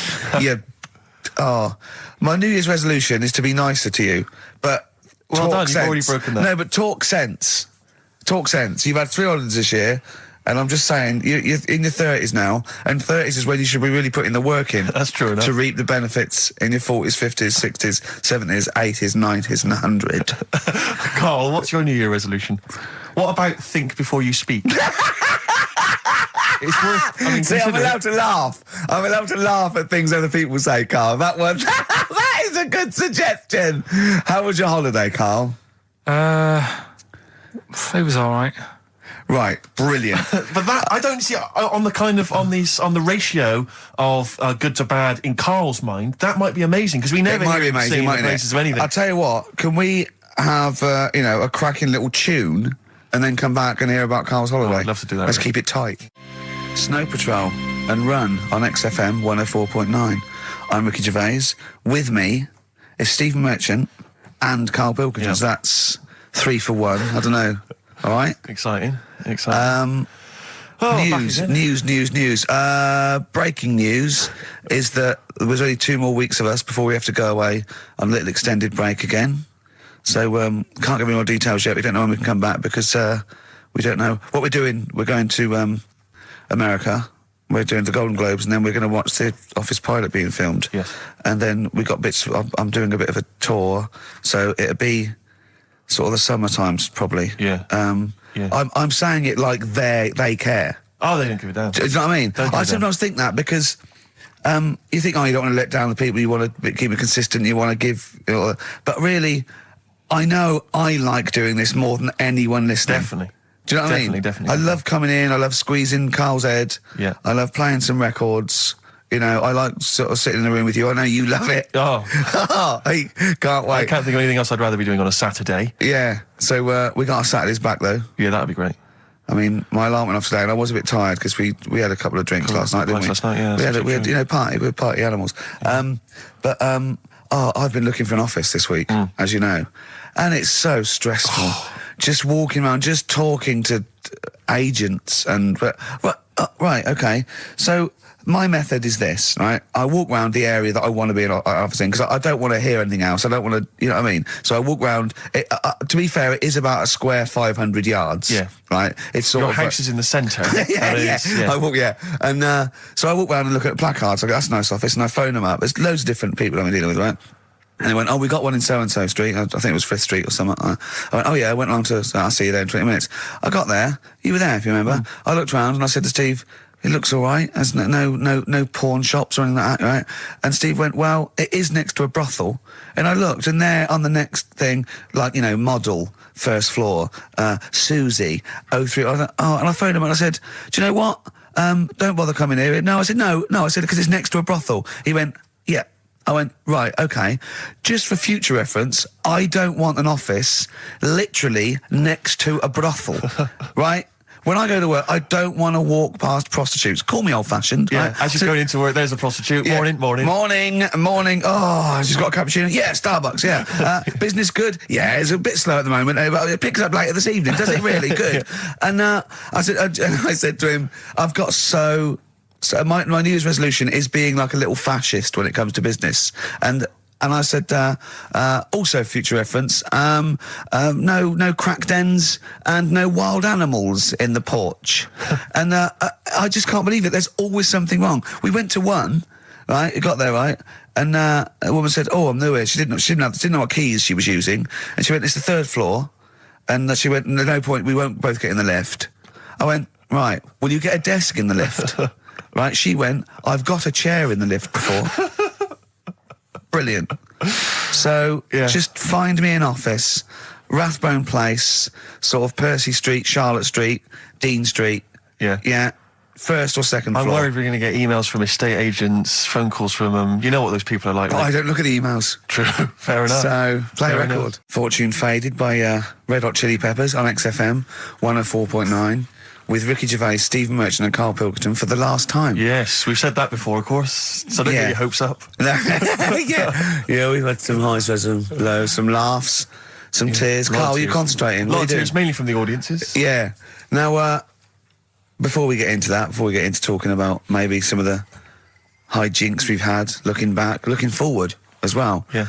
I came in, Karl was sitting at the desk, he went, all right? I went, all right, yeah. He went, see that Alan Clark diaries? I went, no, I didn't. He went, no, a lot of people talking about it. He went, I've never kept a diary. Keeping a diary will always get you into trouble. And I said, like Anne Frank. What did you say, Karl? The woman in the cupboard? That's what he said. The woman in the cupboard. And I went, save it. Save it. You never speak to Karl off air. Save it all for when we're on the wireless. He went, but what did she do? What did she do except be in a cupboard? What did she have to write about? And I said, well, her thoughts. Do you know Anne Frank? That's all I know about Anne is there's no point pretending it. Anne! That I know stuff. Yeah.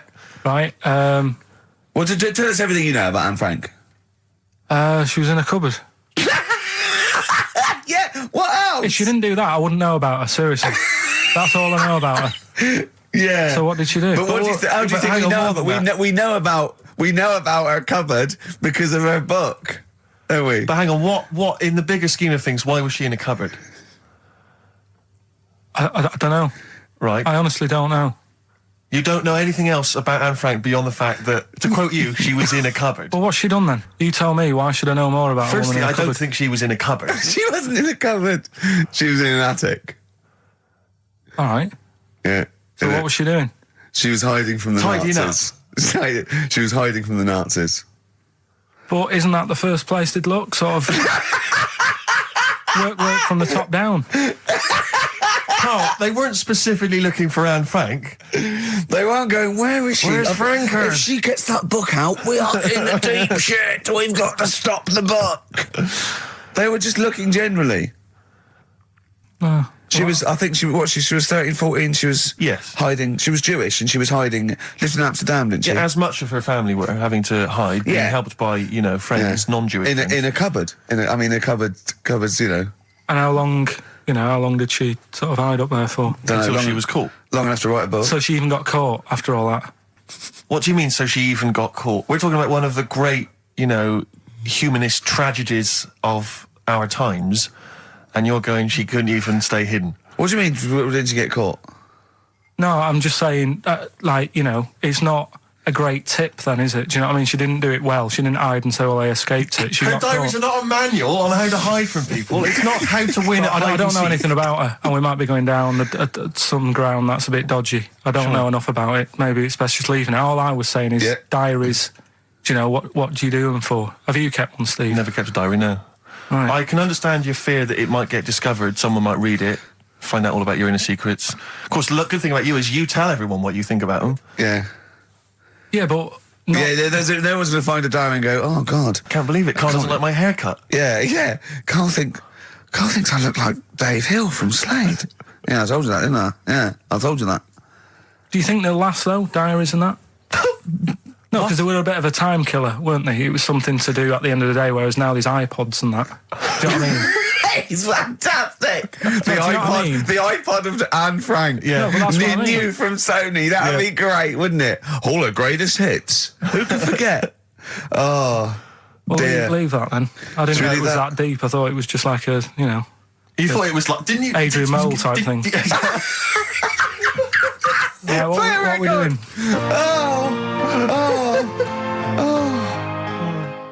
Since you've been gone, Rainbow. Since we've been gone, Steve. What's been going on, mate? Well, so much has happened, hasn't it, in the world? You know, politics and stuff. There's been an election and the like. I'm Ricky Gervais, with me Steve Merchant, and our producer. I say producer.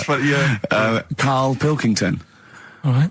Yeah, very good. We've been away for a while. I think the last show we did was January 2004. Yeah. And nothing's changed. Nothing's changed whatsoever. Nothing's been mended. I mean, I'm pretty sure I threw that away in the bin before I left. Yeah, there are some of your old bacon rinds from that sandwich. Yeah. The spare ribs on the floor. Yeah, nothing's changed at all. Oh, no, that's not true. The listenership's changed. It went down slightly, didn't it, on the last radio show? Well, I don't know. I don't know. Is that what happened? Did it go down slightly, Carl? A little bit, I think. I don't think XFM gets new listeners, because I think what happens is, because the reason it goes down just very slightly each time is that their old listeners die. Yeah. You know, definitely. old Cure fans dying of... Yeah, you know, smack addictions. Gout. Yeah. But anyway, well, I haven't listened to this station for a year and a half, so that's increased by 1, which is probably quite a high percentage. Exactly. I mean... I suppose that my question, to you, Rick, would be, you know, why now? Why have you come back now? You know, I was a bit bored of sitting at home. You know. Okay. Yeah. Because we're just here for 6 weeks. 6 weeks. Well, we're standing in for Adam and Joe, aren't we? Yeah. Yeah. How the tables have turned. I remember when they were standing in for us, but... Yeah. I don't know. But the only reason I'm here is because my housekeeper cleans between 1 and 3. Oh, right, that's a good idea. So I thought I'd get out of the house. And, Are they listening to XFM? Well, no, she doesn't speak English. I'm not made of money, Rick. Okay. You know, if I can help out, you know, a young immigrant lady, then I will do. And there are so many things I can do for her in so many ways. Yeah. But her, you know, picking up my old tea towels and stuff is ideal. So that's why I'm here. But all I'm worried about is I think people kind of associate with the name Ricky Gervais. They associate a certain level of quality. You know, your live stand-up DVDs, there's a level of quality. You've put a lot of work into them. You've honed it. The TV work you've done, likewise. Should people expect the same from the radio show? Definitely not. No. Definitely not. those things that, you know, you sit down, well, you know, we sit down, we write them for a long time, write them for a year maybe, then film them, and we worry about everything. This is, I'm not even sure I'm talking into the mic at the moment. I was actually doodling, as you saw there. Yeah. I'm eating a sandwich as we speak. Yeah. You know, although we do like music, that is true. That's absolutely right. Should we play some great records? Let's play a great record now. Coldplay, Speed of Sound. Steve, I know you like an insight to my musical taste. Always. But that's my favourite Coldplay track of all time. I just thought I'd just throw that in. Not a fan of clocks? No, I think I've overplayed Parachutes a little bit, and but that's my favourite one. Like it. I'm afraid to say I'm a bit of a Philistine when it comes to Coldplay. That sounds the same as all the other ones. I'm sorry to say. Oh, you'll have to meet these boys one day. Yeah, well, I'll tell them to their face. I don't care. A little bit rock and roll. I don't care. Well, I'm Ricky Gervais. That little funny little Wurzel type voice over there is Stephen Merchant, and with us our producer Karl Pilkington. All right. All right. Whenever we say producer, of course, that is in inverted commas. Yeah. Done with the fingers. Well, he didn't have it. I wanted to play some off my iPod today to record it because they didn't have it here. It's a great track called Anthony and the Johnsons. He didn't even have the lead. He went, right, it's difficult. And he went, is it any good? I went, yeah, it's really good. He went, well, why haven't we got it here already then? Oh, that's the paradigm, is it? If XFM hasn't got it, it's no good. Four Non-Blondes doing well, is it? That's still in the cupboard, is it? Unbelievable. We're a little bit annoyed today, aren't we, actually? I'm really annoyed. Yeah. All that stuff we did last week, that Landauer sent us some sparkling wine, and we thought, right, you shamelessly plugged it. Yeah. How many times you mentioned it? I About 20 times? About 20 times. The finale was hitting Karl on the head with a cork. That's on the website, by the way. Okay. RickyGervais.com. Go there and see Karl being hit in the head with a cork, right? Yeah. We said, look, send us free stuff, we'll talk about it. Nothing. The cupboard literally is nothing. empty. The cupboard is bare. No one has thought, I tell you what, there's those guys from The Office. Yeah. Let's be honest, Rick, we are taste makers. We're opinion formers, you and I. Yeah. And you'd have thought if anyone was going to send us some free stuff. Yeah. You know, it makes me unbelievable. fume. And do you know what it is? It's because PR people and that, they've realised no one's listening. But not only are we going against all our principles and losing our dignity just for some free stuff. And integrity. Yeah. We're going against XFM policy because obviously they would have got thousands of pounds for Landauer to be mentioned last week. 20 times. No, it wouldn't. It's 40 quid, isn't it? XFM, Rick. It's 40 quid. Yeah. For 40 quid for a 9-minute advert. Exactly. So advertise your quality stuff here. Yeah. Jeff's Garage. Cheaper than some other garages. Anyway, actually, if there is we play an advert once for a tattoo parlour? Yes! Do you remember that? I'm sure we played an advert for a tattoo parlour. What tattoo parlour can afford to advertise on a radio station? Unless it's a tin pot one like this. Oh, God. Oh, I've got some good music today, though, Steve. Oh, really? I hope so. I'll be the judge of that. Go on. AC/DC. Oh. An Honest Mistake by The Bravery on XFM 104.9. I'm Ricky Gervais, with me Stephen Merchant and Karl Pilkington, our producer. In inverted commas, heat put. Yeah. They know. How you doing, all right, Karl? Yeah, didn't they also write something about me, bald round head? Yes, perfectly round little bald man head, they said, so... Because you need to know that when you listen to the radio on that. Really matters what my hair's doing.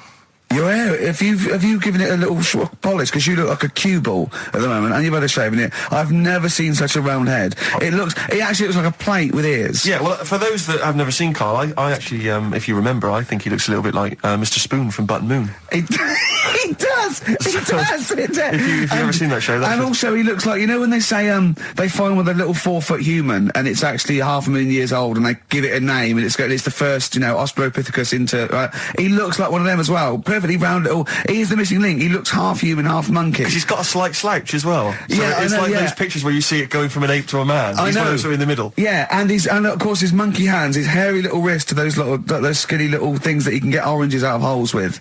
And it's unbelievable. Why are you so all shaved and polished and everything? Got a wedding. What? Got to go to a wedding today, so thought I'd, clean myself up a bit. Yeah. Shouldn't you be wearing a suit or something? No, I'll go home and put something on. Oh, okay. But, Suzanne said, make an effort. I sort of had a shave and that, and then I came out of the bathroom, she said, oh, your head looks a bit sort of eggish. She's right. She always worries about when I have a shave, because I just, That's your girlfriend, Karl. I know. Saying that. Just think. So don't worry about Heat saying it. The funny thing is, it's Boyd Hilton, I think, of Heat that wrote it.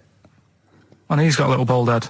Yeah, no, don't slag him off. Yeah, but on the end of his review, does it say, you know, written by Baldy Boyd? No, because it doesn't matter, it's a magazine. Don't worry about it.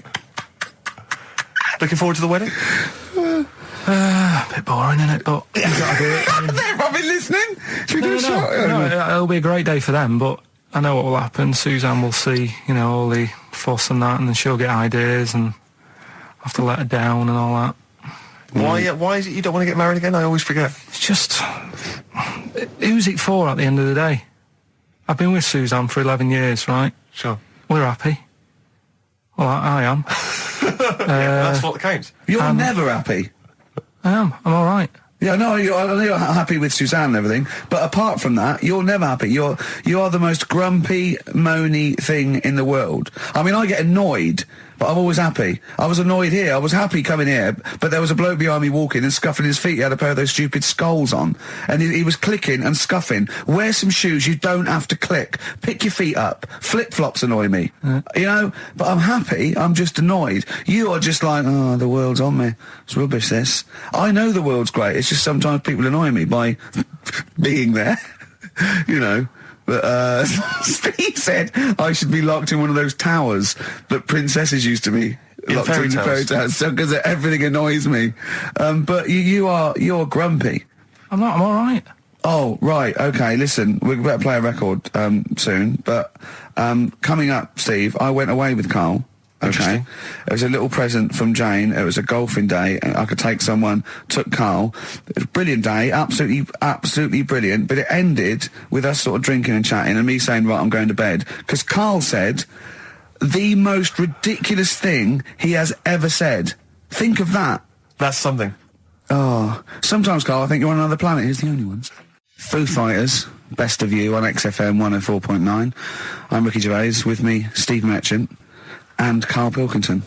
All right. Karl's had a bad week. I'm going to say it straight away.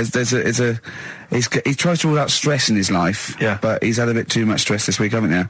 One, a phone call from his mum, stressed him a little bit. Right. Something he said in a magazine about his auntie. Okay. Came back to haunt him. Auntie Nora? Auntie Nora, yeah. Don't name her. No. Oh, she knows who she is. No. Okay, we won't name her. Right, we just say it's the one who farted for 5 minutes, and as he saw a skirt when he was young, and I found it like a split tennis ball. So it could be any of me aunties.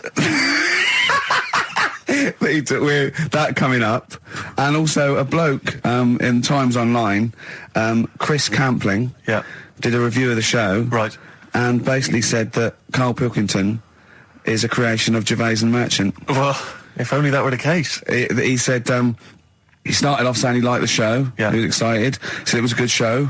A lot of the jokes. I'm already questioning his critical faculties. Yeah, exactly. And basically said that we didn't contribute much, or seemingly didn't seem to contribute much, and we couldn't sort of like ad lib or anything. We just laughed at, particularly me, laughed at Karl Pilkington, who was coming up with some, you know, quite funny stuff. Yeah. Right? But then he does a twist on it. He goes, but the thing is, we're the puppet masters. He's a created person. We've created the persona Karl Pilkington for our own amusement. Right. He bases this on simply that we talked about... What was it we talked about? The Chinese not aging well, and he heard him talk about that on my DVD. But clearly I say, Karl, remember when you were talking about that? It's a news, or remember in the week, and so he thinks it's all scripted now. Imagine if this show was scripted. I'd be ashamed. Yeah. If this show was scripted, I would send back the BAFTAs for the shows the actual shows we've written, and I would say... I'm having a go at Chris Campling. He's nice about our other work. He likes The Office, and he likes my stand-up and everything, and he likes the show, but he's saying... Because we're not spontaneous, we scripted this and invented Karl. So he's like, you know, we've invented another Gareth. If we had created Karl, I would not have squandered a character that good on this poxy radio station. Absolutely. Also, does he know that we spend about 3 months on half an hour script? So how long does 2 hours of drivel? But the main thing is, as if this could be scripted, it's dreadful. It's shocking. Or maybe this is scripted. Hang on, you've lost me there. Let me just check the script. Maybe Chris Campling does not exist. Maybe I've made him up. I don't know what to believe. See, the name doesn't wash with me. What was his name? Chris Campling. Sounds odd. That's something that I made up, isn't Campling's almost like a joke. It's almost like a gay name, isn't it? Oh, he's a Campling. So I think this is scripted. Yeah. I think I've probably made this whole link up, and Karl is a creation. Campling, that's not a real name. No. I made it up. I should have come up with something better. Yeah. Sorry. Forever Lost. The magic numbers, and the magic number is 104.9. XFM. I'm Ricky Gervais, with me, Steve Merchant and Karl Pilkington. Right, 2 more shows. 2 are off air for don't know how long. Is that 2 more including this one? Yeah, no. 2 more after No. It's this is one, and then there's another one. Right, 2 more and that's shows. the last one. There's 2 more shows, yeah. Including this one. Well, starting now. If I'd have said this at the end, it might have been ambiguous, but I've said it at the beginning, there's 2 hours, that's a whole show, right. So there's 2 more shows. 2 more shows including this one? Yes, well, obviously. So 1 more show after it's this only one. 1:05. After this show, 1 more? Yeah, one more, yeah. Next week there's 1 more show, that means 2 altogether. Oh, no, it's only 1 more show. Good night. Okay. Now, it better be a good one, Karl. Have we got Rockbusters? Yeah. To win those prizes? Check. Have we got Monkey News? Check. Is it a real Monkey News, or is it something that's slightly made up that you... What? Always is. Check. Okay. Knob News? Yeah, we've got a bit of knob news, yeah. I'm worried that knob news, because it's only about penises, is a little bit sexist. Have we got any fanny facts? Can we sort that out for next week? I don't want to alienate our female audience. Welcome to Minge London. Good, I'm glad that's that. Well, brilliant. We've got a song with a story? Yeah, doing that. What is it?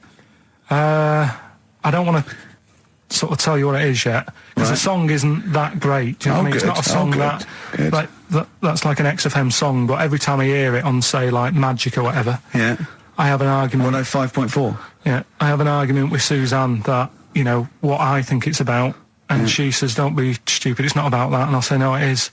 And so we're going to decide who's right. Yeah. Well, I don't know what song you're talking about, and I don't know what the argument is, but Suzanne's right. Definitely.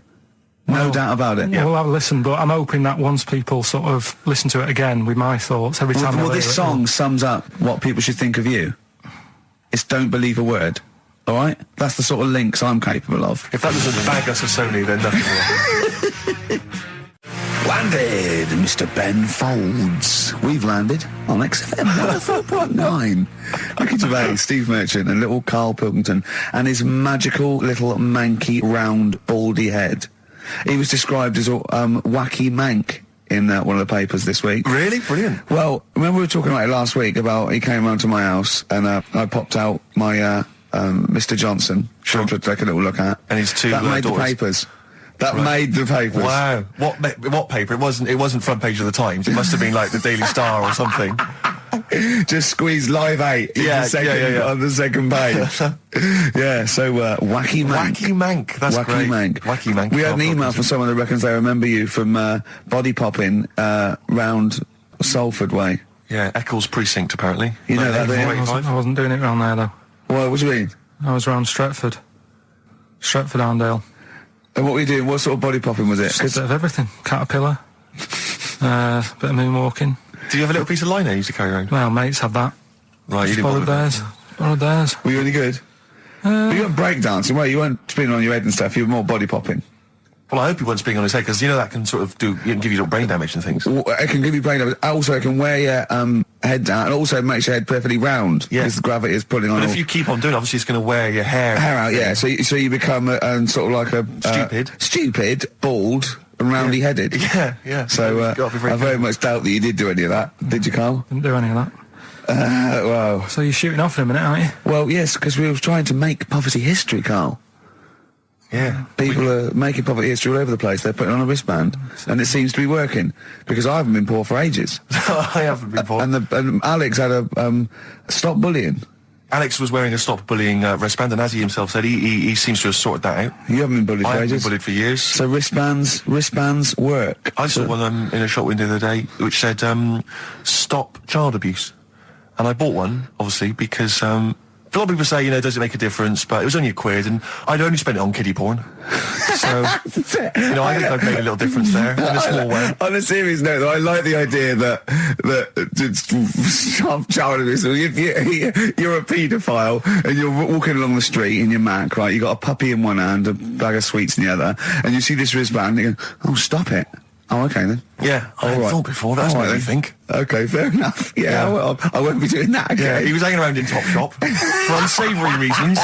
You saw them in there for only £1. Carl, we haven't got long, have we? We've got an hour and a half because we've got to shoot off. I've got to shoot off down to Live 8 and introduce Rem. So we got a lot to pack in. We got the Rockbusters, and then we give away. I just saw those. I'll finish the sentence in a minute. I look forward to it. I'm getting excited. Yeah. I'm getting excited. So we got so much to pack in. Yeah. I haven't got time to finish all my. So listen, right? You know the things we're giving away. The signed little Homer. The Nigel Tufnell thing and the Flanimals, right? Looks brilliant. They've done a brilliant job, the people here at XFM. So take back all you were saying about them, Carl. And also we should say as well, you've still got a chance to win that, because if you get today's Rockbusters, you go straight into the hat for the big draw, so you've still got a chance to win all those top prizes. Play a record. Bit of Monkeys. Yeah.